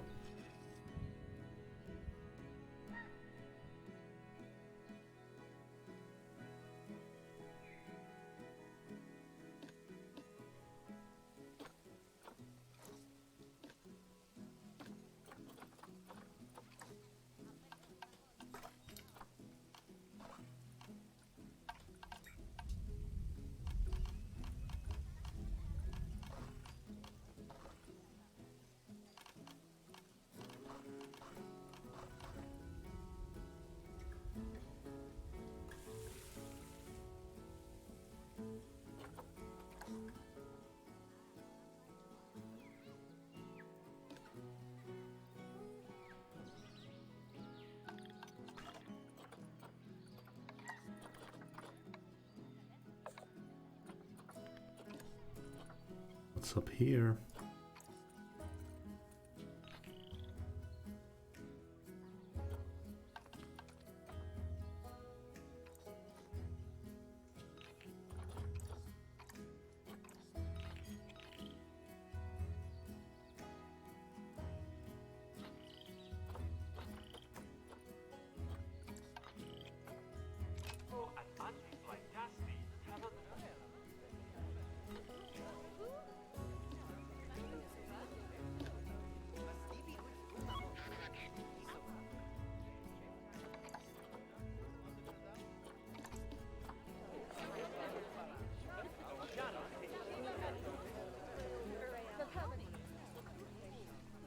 Why are the keepers doing anything with this habitat? Do we have too few keepers, maybe?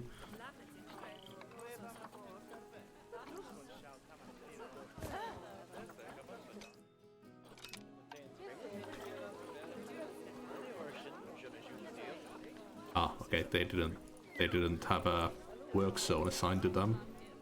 That's what it was.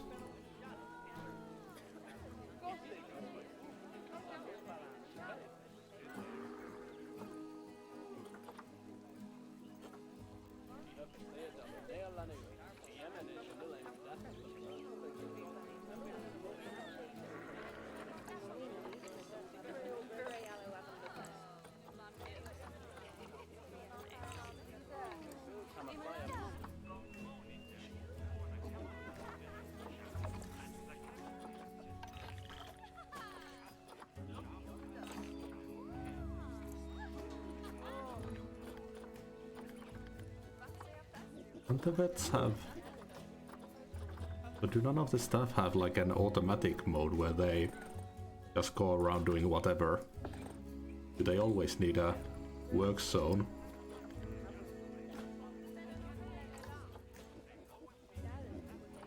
Just have a high workload, so let's hire another veterinarian.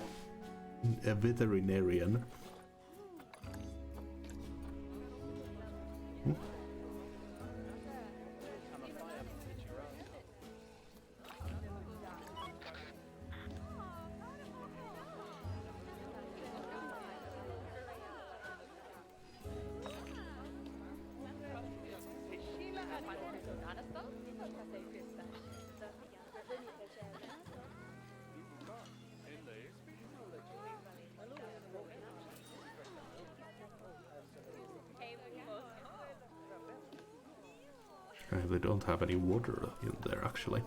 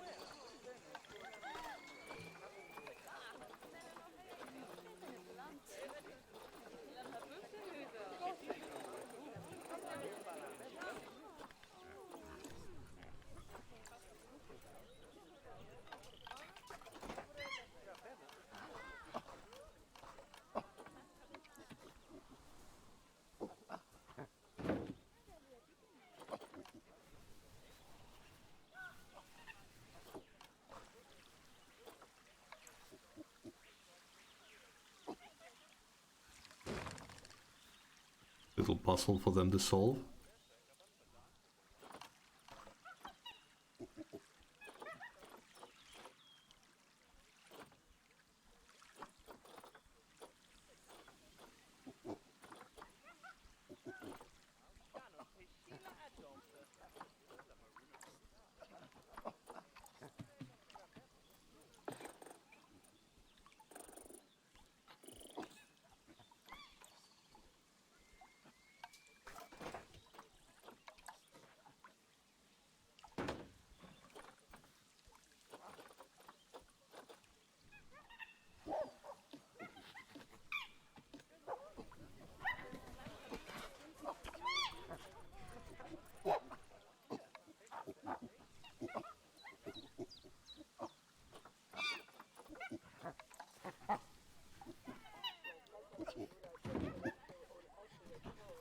They need a lot of toys.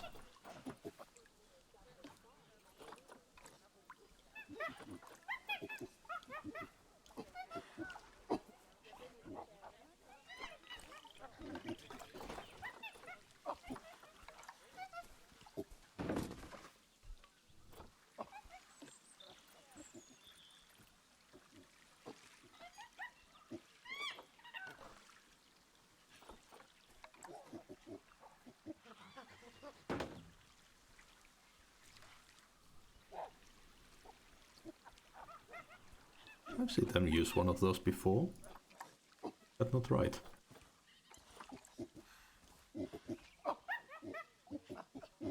Oh no, it isn't.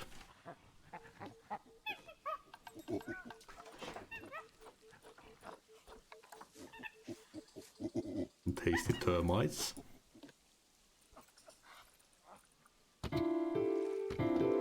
Oh shit.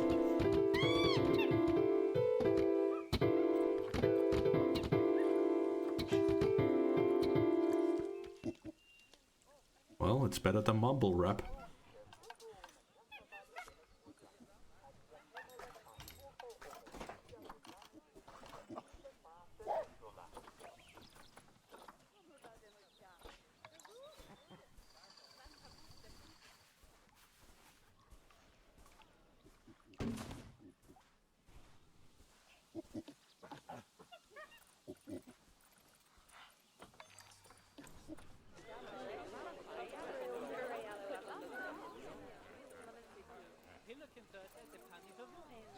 Ah, too much visibility.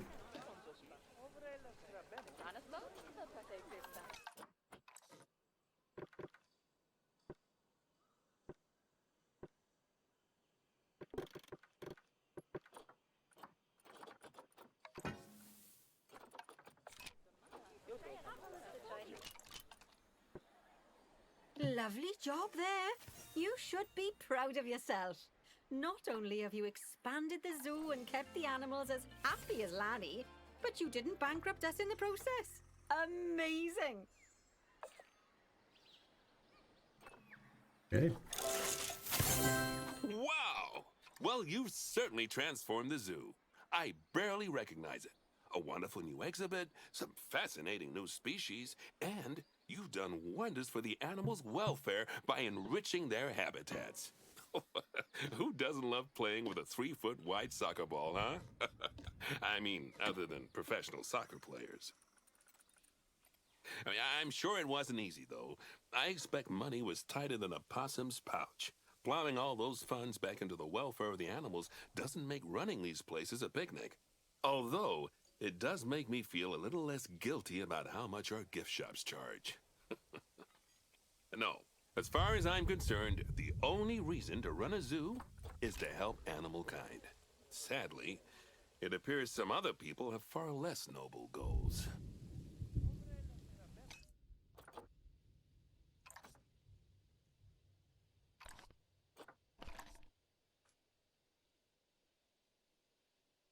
Okay.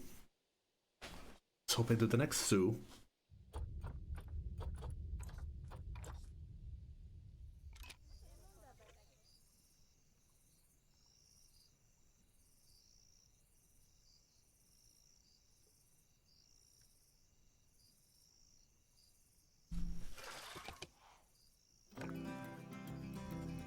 Oh, nice, we get a little golden statue where we've cleared the stuff. Luna Mary. Going well. Yeah, I really love zoo games, and this so far is pretty amazing. Hotkeys are a bit hard to get into, but otherwise pretty fun.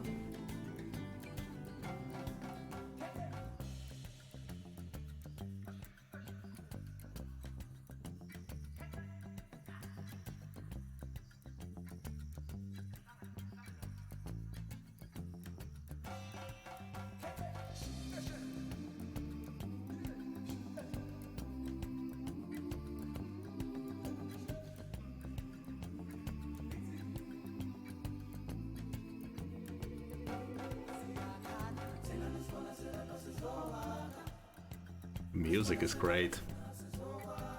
Perfect for a zoo management game.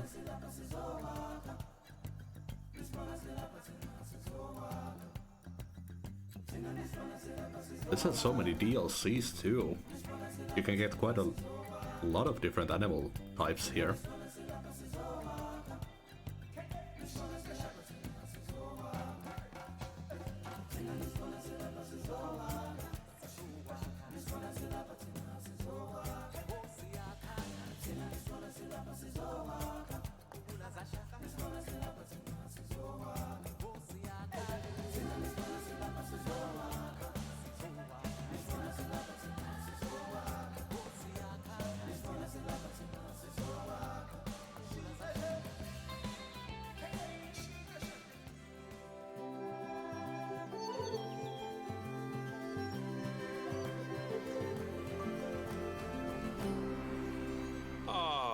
Pandas. They're my daughter's favorite animal. I think it's fair to say that if ever there was an animal which has captured the public's imagination, it's pandas. Well, that's assuming you ignore cats and dogs, obviously. It'll take more than a cute bear to knock them off of the top spot. Oh, but did you know? Thanks to the incredible conservation work that's being done in China and around the world, pandas are no longer endangered. Amazing! Really? That said, they're still considered vulnerable. So, this zoo is extraordinarily lucky and honored to be part of that conservation effort. It really speaks to our reputation, a reputation that you're going to be in charge of maintaining, along with all the general maintaining too. I really can't tell you how important the welfare of those pandas is. Oh, wait, I can. It is vitally important. The eyes of the world are on you, my friend. Although, perhaps more pressingly, The eyes of Nancy are on you too. So bad. Welcome to China. This is Bernie's brand new Panda Celebration Zoo. So new, in fact, that it's not quite finished, but we'll deal with that later. First, let's take a tour of the zoo. Obviously, the giant pandas are the main attraction for this zoo, and luckily for us, we have one which was born just a few days ago. Let's go and have a look at it. Go on, don't be shy. Select the panda cub. Where is it?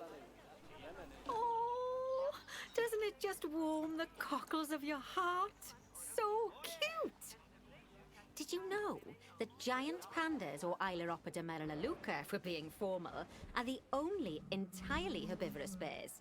They can actually eat up to 38 kilos of bamboo a day.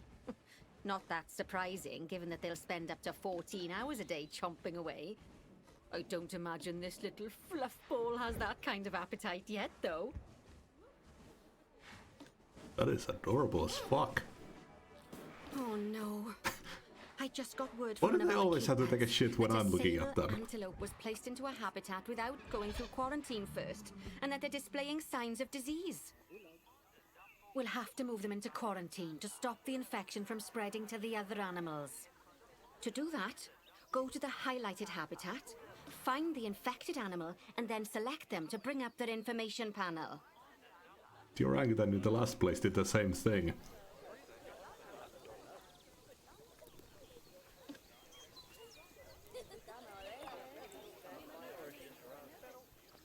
Good. Now click move and then transfer them into quarantine. I've highlighted the quarantine facility in the zoo for you. Oh, phew. That's a relief. Now that we've stopped the infection from spreading any further, we need to build a vet surgery so the antelope can be treated and then returned to his habitat. I've already highlighted where I'd like you to build it, so why don't we head over there?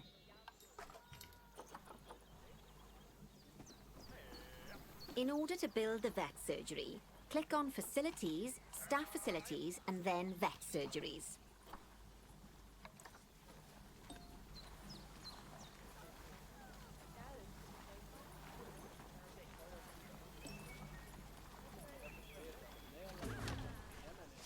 That's the job. Vet surgeries play a very important role in a zoo, as they're the only places that vets can treat the animals. Once there's room for the antelope, the vet will pick them up from quarantine and bring them to the surgery. Yes, diseases can spread through a habitat quite easily, especially if the water inside it isn't being cleaned regularly. As it happens, I just got a report that one of our water treatment facilities has broken down, and the water in the flamingo and saltwater crocodile habitats has gotten dirty. I've highlighted the water treatment facility for you, so you should go and check it out. Click on the water treatment facility to bring up its information panel. Yes, I don't think you need a degree in mechanics to tell that this thing's thoroughly banjaxed. Click Call Mechanic to get him to come over and fix it for us. So, just to explain, water treatment facilities work in a similar manner to power sources, in that they have a radius of influence around them. That means any body of water which is even partly within that radius will be cleaned automatically. Also, like power sources, if they get damaged, that radius of influence will shrink, meaning that it might stop cleaning water sources which were only just within its reach. If you want to check how much of your zoo is covered by your water treatment facilities, then there's a heat map you can use to see the coverage. That way, you can quickly spot problem areas and rectify the issue. Good work. Now that the water treatment facility has been repaired, the water will be cleaned up in 2 shakes of a lamb's tail. You can also use mechanics to repair power facilities, transport rides, bins, benches, signs, and, as you already know, habitat barriers. Now, I'll be honest, I'm still a little worried about that disease scare we had, so I think we should do some research into it. Doing Oh, yeah, I can research see into a that. disease can help prevent future outbreaks of it. And even if we do have an outbreak, it'll make the disease much less potent. I'd like you to start some research into bordetellosis. Disease research can be found in vet research, so head over to your research centre and get one of the vets researching it. Lovely Oh, job. yeah. I've Once that 100% research is complete, I achievement expect run. we'll send that That. disease packing in no time. I like the game, but I hate the missions where you need to make a specific coaster That was with a certain close run thing with requirements. those antelopes. I dread to think what might have happened if you hadn't got them into quarantine as quickly as you did. Fast thinking there. We had a horrible outbreak of viral gastroenteritis here at Goodwin House. Although, luckily, that was just limited to me and my wife. I don't think my phone can handle the app, actually. Right. Now that we've got all our urgent tasks in hand, we can start At least to it's focus not on the available for guests my and version. improving their time in the park. You see, you can also do research into new and improved guest facilities, transport rides, as well as new types of barrier and other things via the workshop. I've highlighted the workshop for you, so head over there, select it, and then click on View Workshop. My phone is like 4 years old.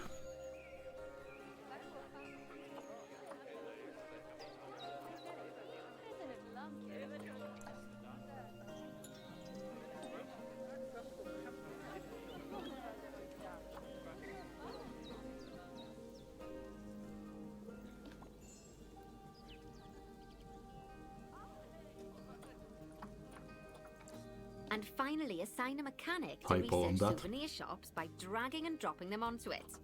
I can't wait to see what they come up with. Ah, just a memento. Okay, they're using the same building names as in Planet Coaster.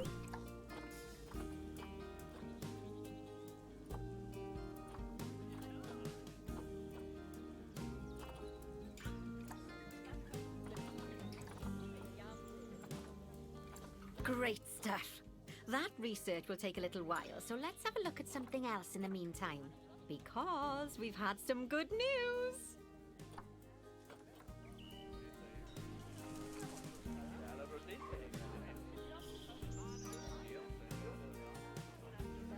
It turns out that we're allowed to adopt more giant pandas. The authorities have given us 3 females to help with our breeding program. Even so, I'm sure you know how notoriously difficult it is to get pandas to breed, so we'll have to be patient. Our current giant panda habitat is full to the brim, but luckily we've already got another habitat ready to go. But before we move our new pandas in, they'll need to go through quarantine. Of course, we can't do that until we've accepted them. So open up animal trading and go into the animal reward section.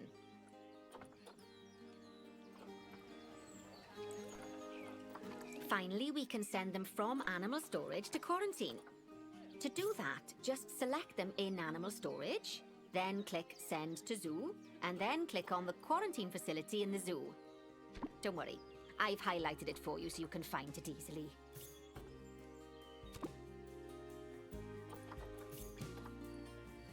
While we wait for them to clear quarantine, you should set up their new habitat so they feel at home in there. I'll also need you to bring over one of the male pandas from our other habitat, but because without him, we're not going to have much of a breeding program, are we? So go on, move him over and get everything set up for your pandas.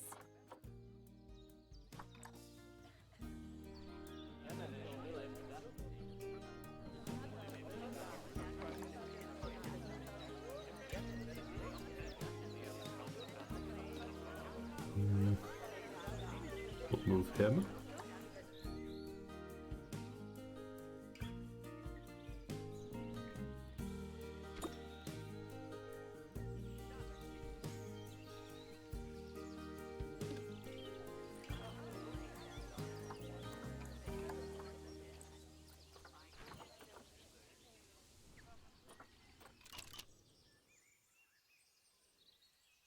Use the filters.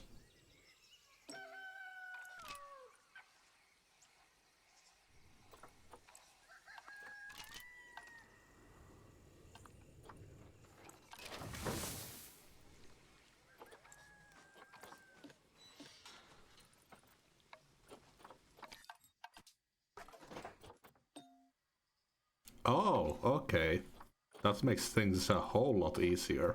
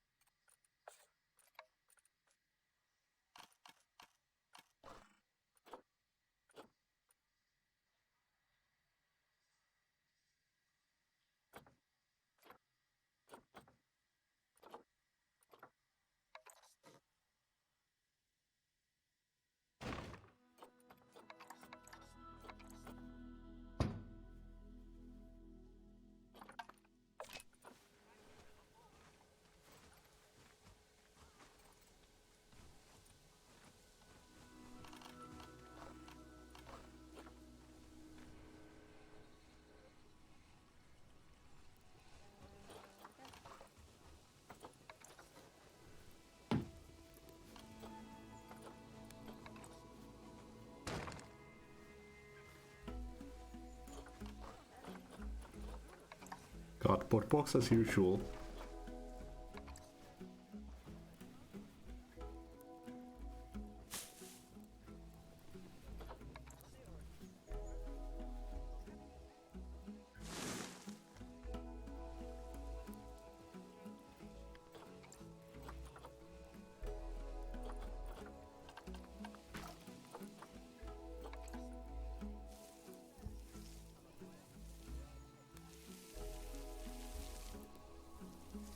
Good news. Our new female pandas have been given a clean bill of health. You'd best move them into the new habitat so they can settle in. And I hope you've made their habitat as comfy as possible, because animals will only breed if they're happy.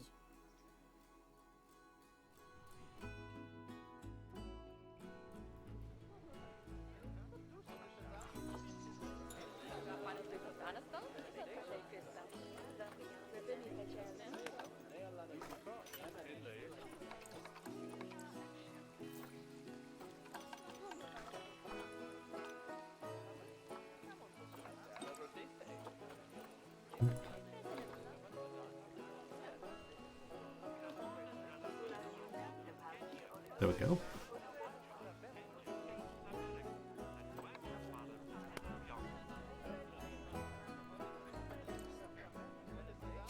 Oh, bless. I think they'll be really happy in there. Fingers crossed we'll see some lovely new cubs sooner rather than later. Right. While they're being delivered, we'd better get on with something else. Oh, dear me. There's never any time to rest when you're running a zoo, is there? Well, unless you hit the pause button. Okay, I think it's time I taught you all about work zones. I know, they don't sound as interesting as the animals, but trust me, they're ever so useful. You see, work zones are a way of making sure that your staff concentrate on specific habitats or tasks within the zoo, so they aren't wandering off elsewhere when it's time to feed the animals or the like. So let's start by creating a new work zone, and then assigning a keeper to it so that they know to look after the new pandas. This is what I had problems with the last Go into place. the zoo section, then click on staff, and then work zones. Now, click on new work zone. To set up your new work zone, I'll need you to select the highlighted habitat gate, staff room, and keeper hut. Oh, and don't forget to name it something useful. Once you're done, just go ahead and exit the work zone creator.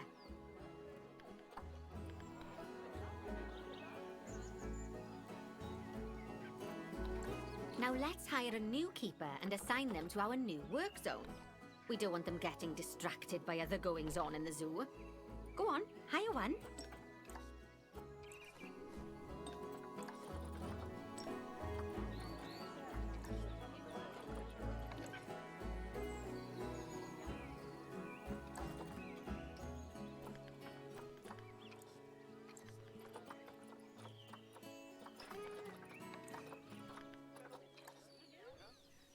Then, click on your new keeper to bring up their information panel and go to their employment tab.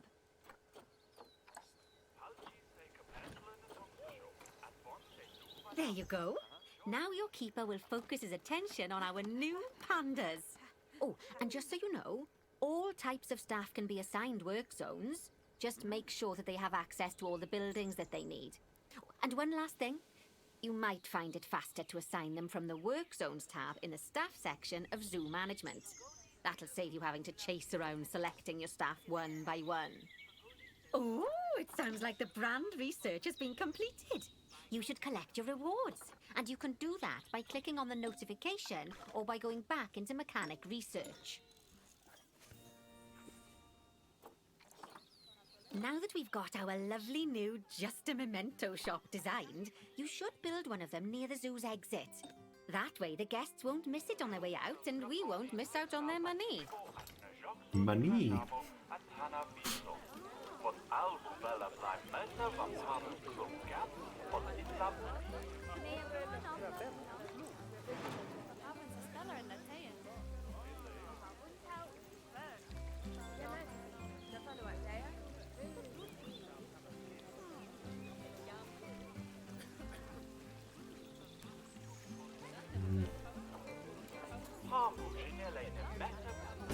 Oh, that's ever so wonderful, that is. Anyway, I'm just off for a moment. Oh, you can but I'm hear the sure I have Asian some more accent jobs for you to there. look at shortly. Aw, those pandas look just adorable. I can see why people keep foolishly forgetting that they're wild bears. And good work on that new gift shop branding. Just a memento. Very clever. Much better than our old overpriced gifts branding. I'm all for truth in advertising, but it was perhaps a little on the nose. Back as promised. Right, I'd like you to increase the number of different species in the zoo. Now, you can find out what species are already in your zoo by going into the zoo section and then into the animals area. And if you're wondering how you're going to fit them all in, then mixed species habitats are a great way to save space and create interesting habitats. Just make sure to check the Zoopedia to find out which species enjoy living together. E.g., don't mix lions with antelopes. That's cool. I don't think that was a part of Zoo Tycoon. I think you always needed just one animal in a exhibit.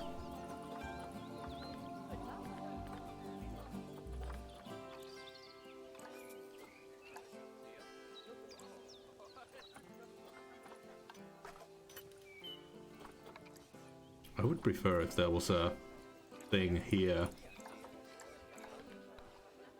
that would just show you what you don't have yet.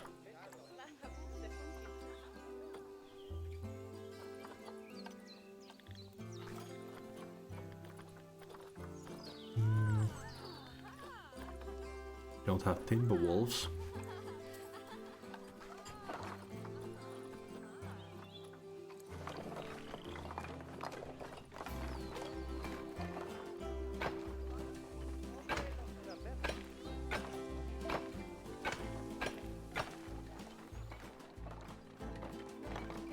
Maybe we'll do a mixed one, because we have this much space.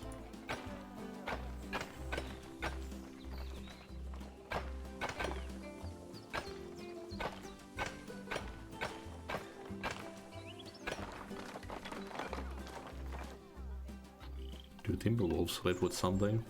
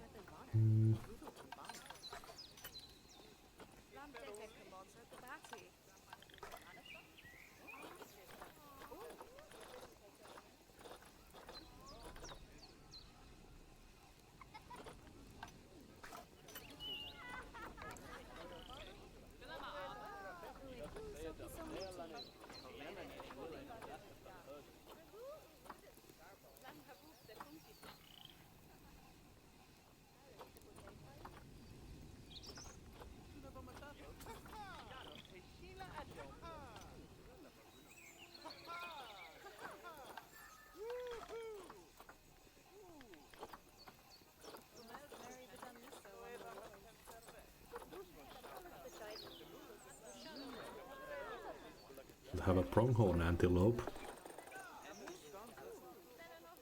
Peacocks.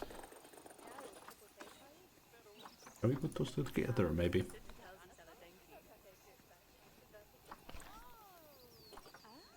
Nah. Peafowl, not peacock. I guess it is a peacock.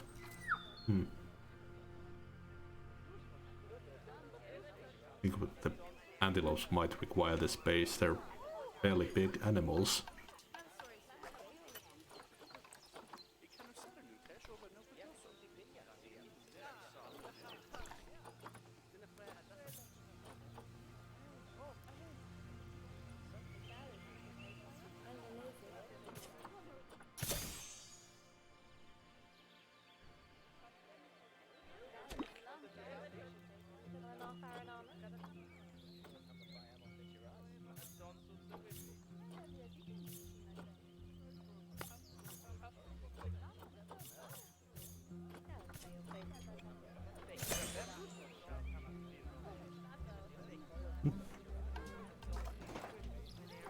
Always forget.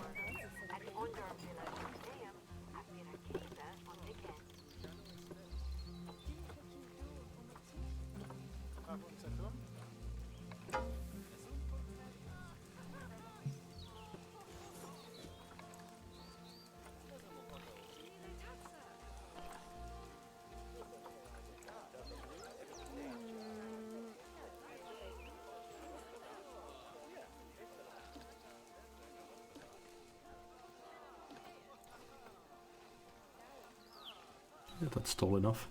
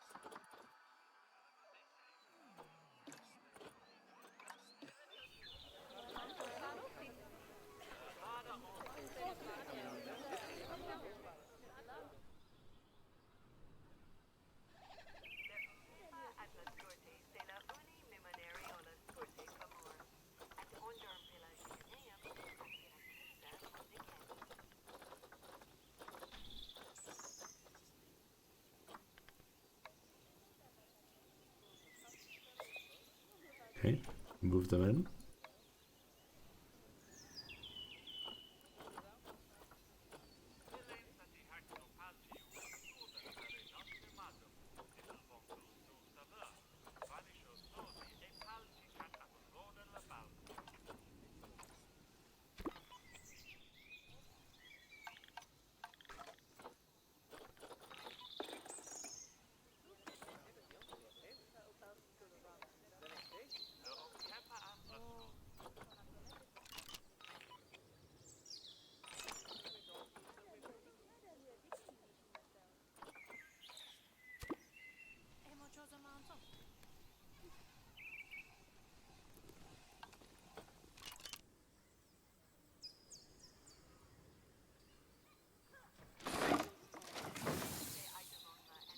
Hey.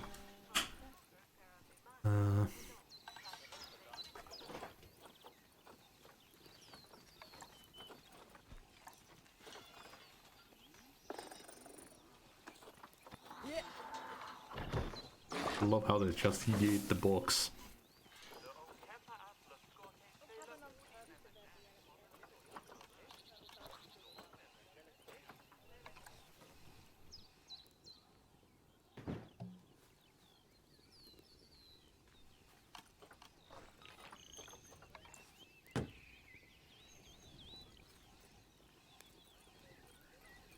They don't require much.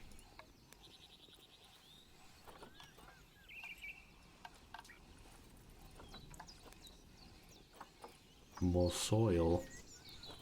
hot shelter.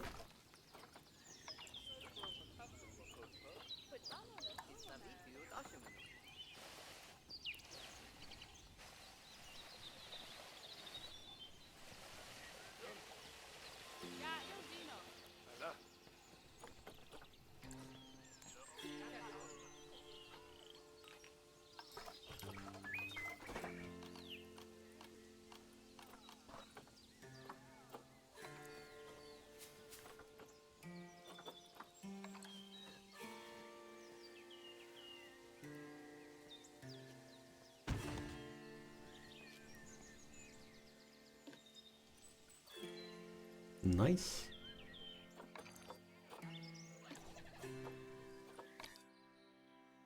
Anyone have a low workload?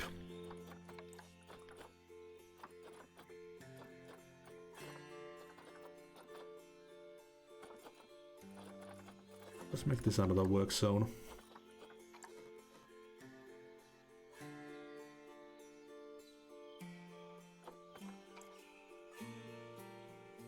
Is there another?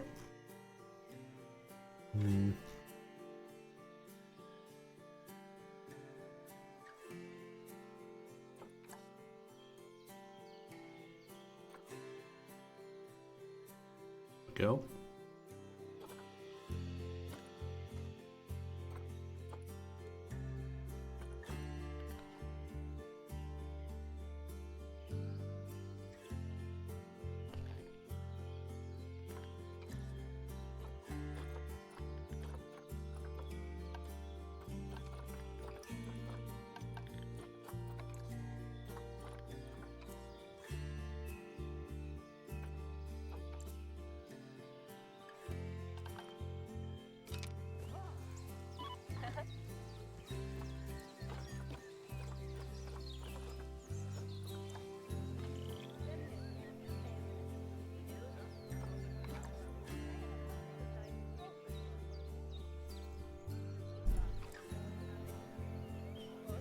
Could we get a small exhibit maybe?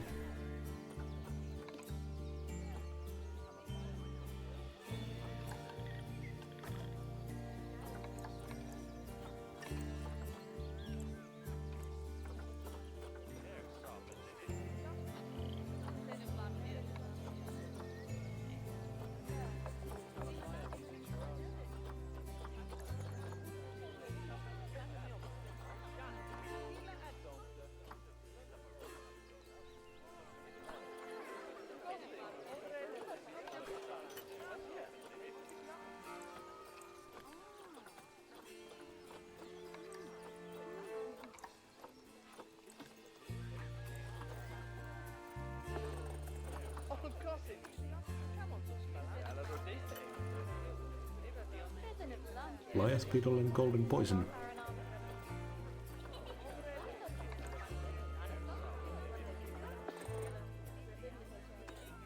Those will be our last two.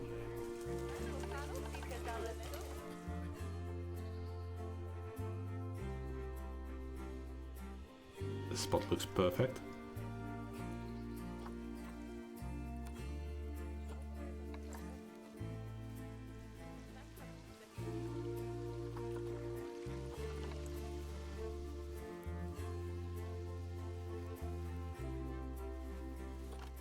Yep, that is merchandise.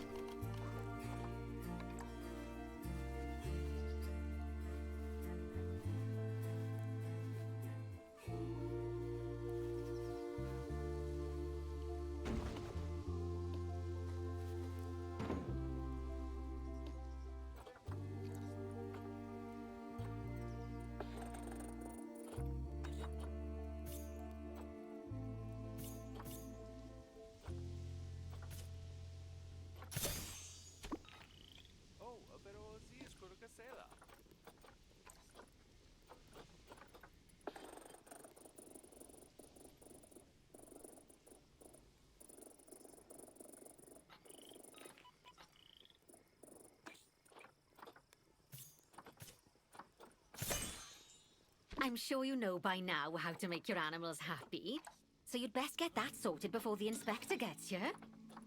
Sorry, did I not mention there was an inspector coming? Oh dear.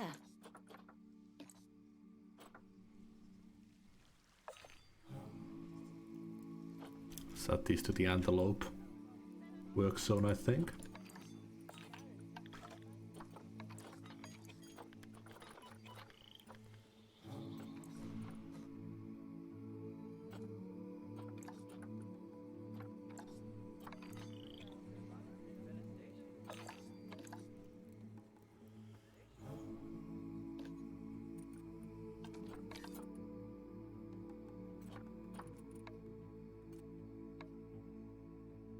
We need another golden poison frog.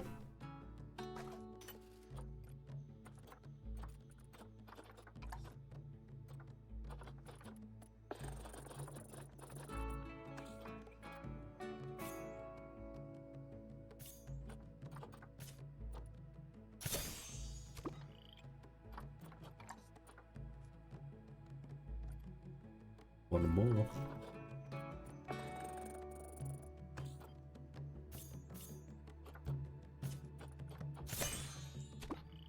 Oh yeah.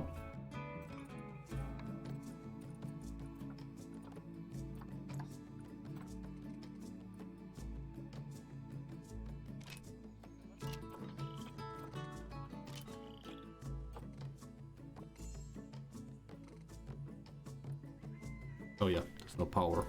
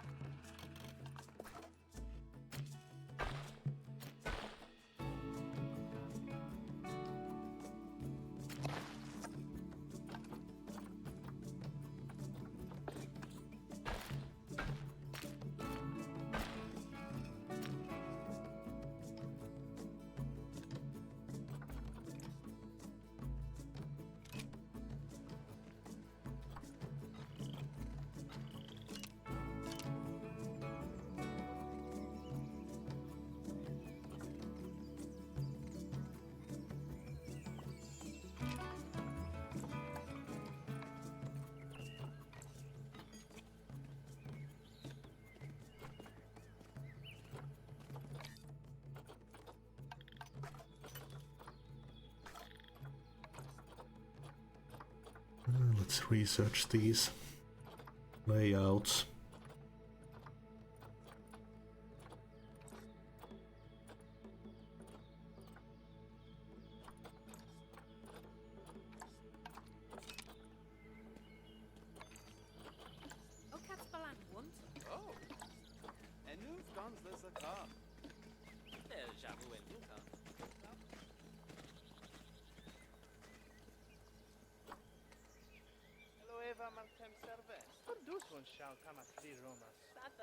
Okay, now I just need the layout research.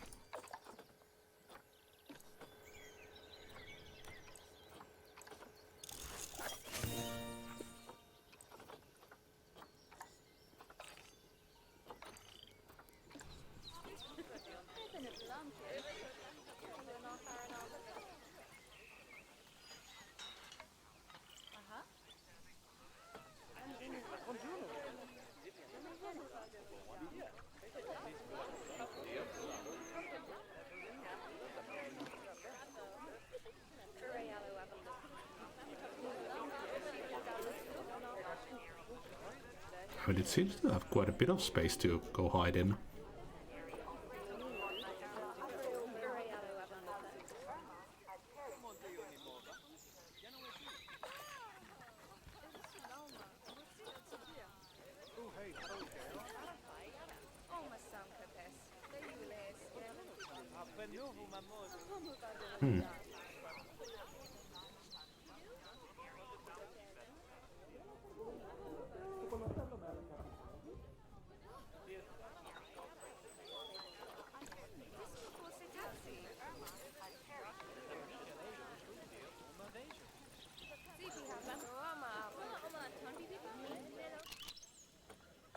There we go.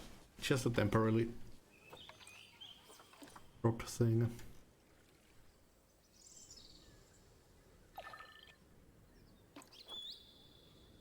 should be accessible. Yeah, we probably need to add it to a work zone.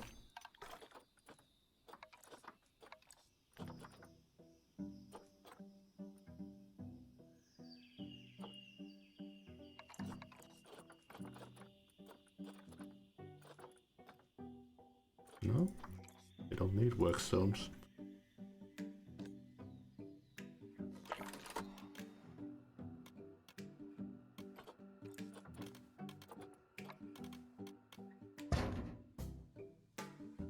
It's weird as hell, but hopefully that works. Animal has escaped, what the hell?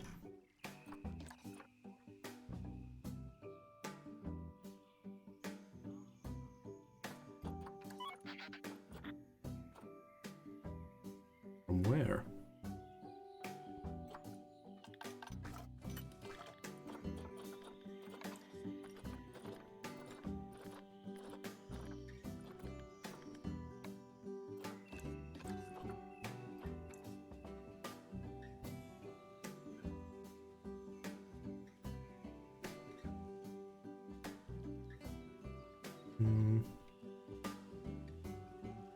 Oh, do these windows need lime proofing too?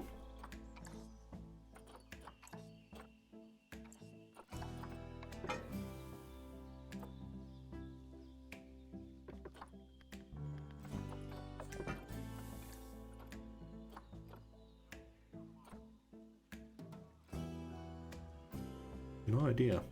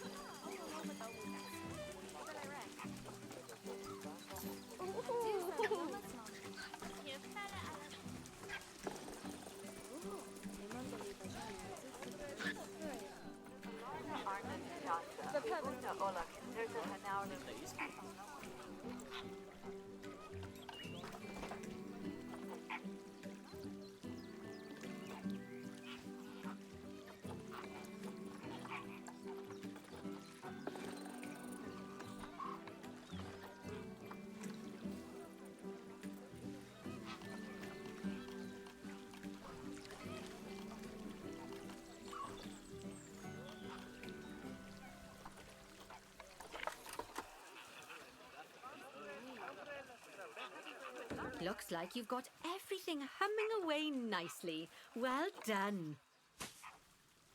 Oh, well, it seems that with our new pandas and other species, we've attracted lots and lots of new guests. Let's work on making sure those guests are kept happy. That means making sure they have great views of the animals, lots of places to buy food and drink, and, well, lots of places to get rid of food and drink. Toilets. You should think carefully about where to put your guest facilities, though. For instance, don't put all of the food shops in the same place. Just look at how the guests are distributed around the park and put your facilities where they'll be needed the most. As long as you remember to pay attention to what the guests are thinking, you'll soon have a handle on what everyone wants.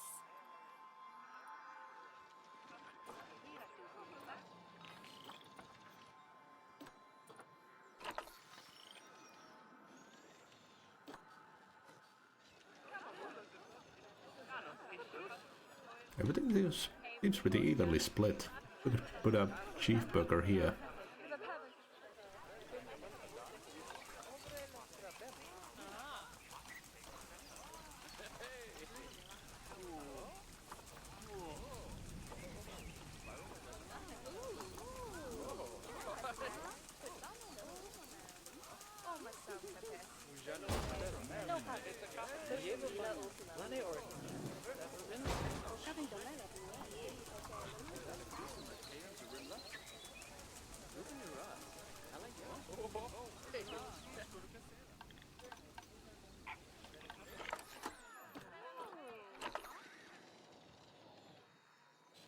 This spot seems really thirsty.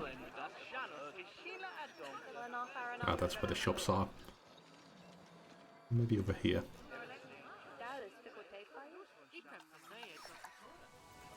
No, that's already got a drink place.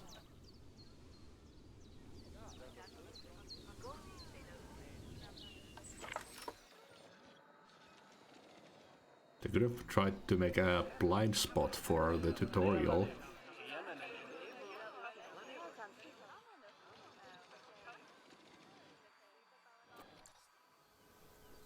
Yeah, everything seems pretty well handled.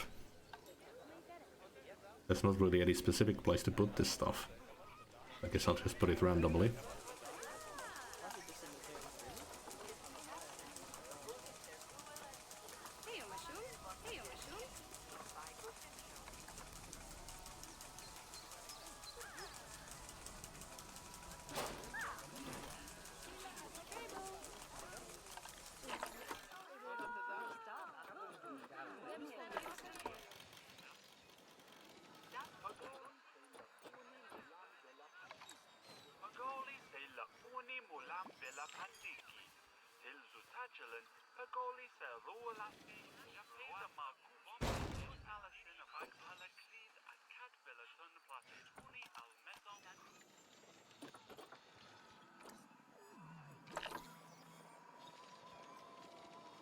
Yeah, and everything seems fine.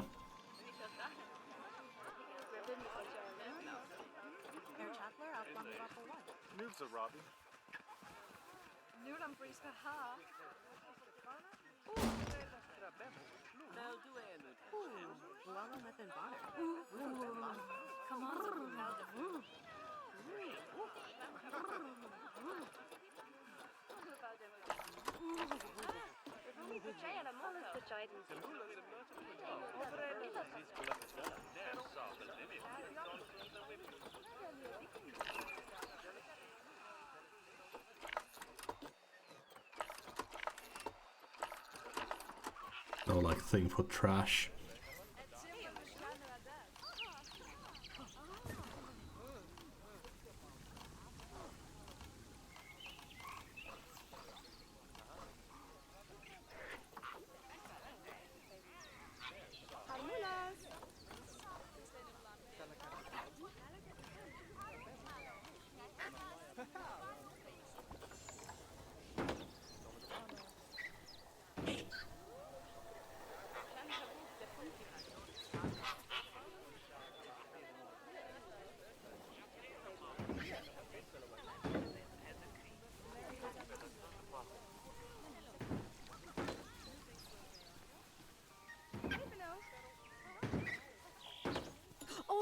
Sounds like the inspector's almost here.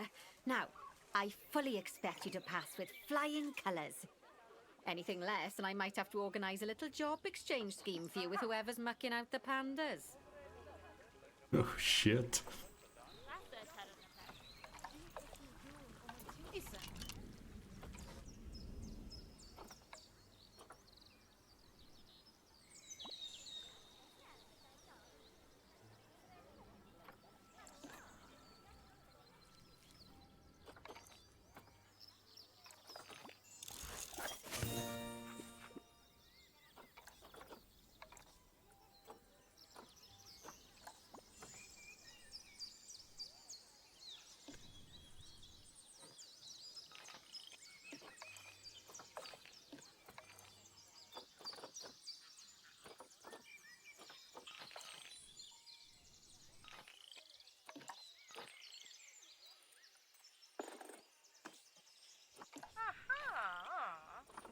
Nice.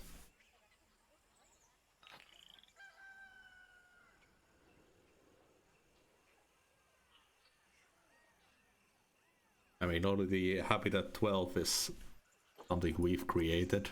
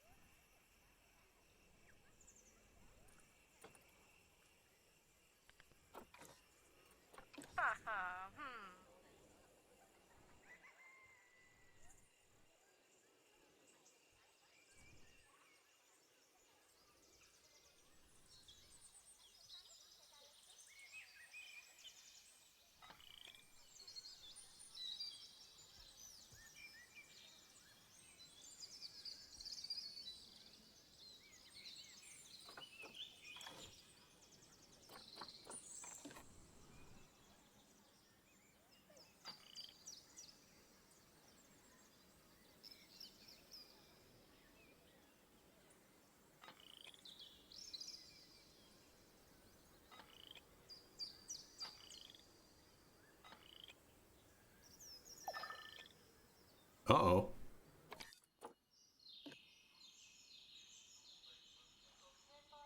How the fuck did that escape?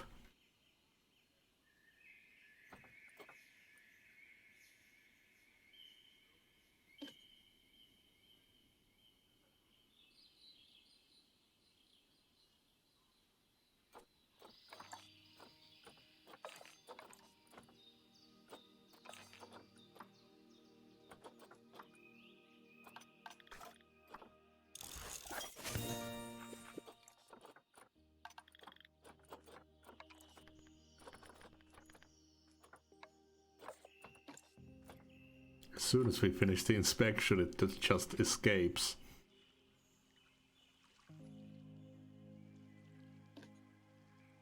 Again, nothing seems to be wrong.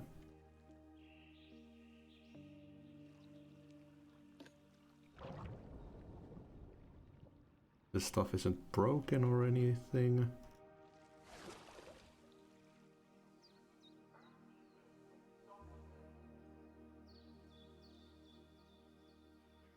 That's high enough for the crocodiles to be not able to climb.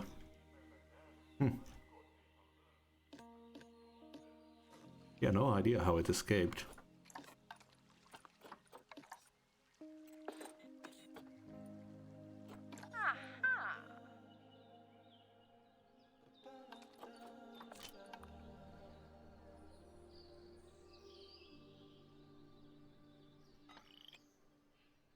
Two stars.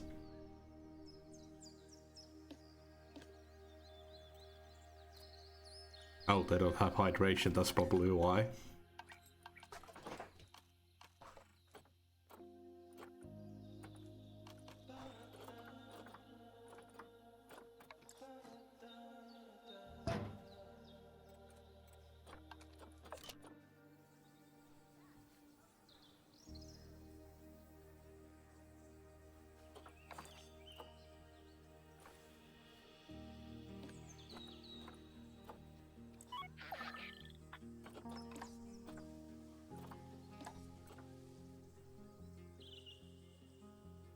Come on, keeper.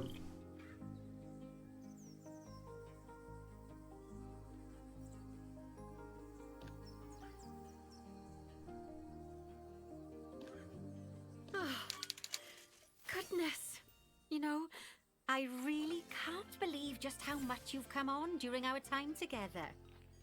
It goes to show, Bernie's got a keen eye for talent. Oh, and speaking of Bernie, he's not finished with you yet. He's got a new job for you in Canada. I get the feeling that you'd best pack a warm coat.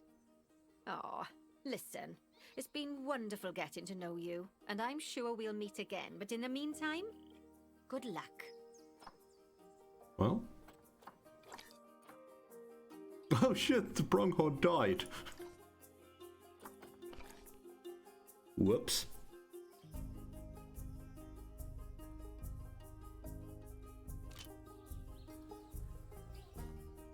3 stars.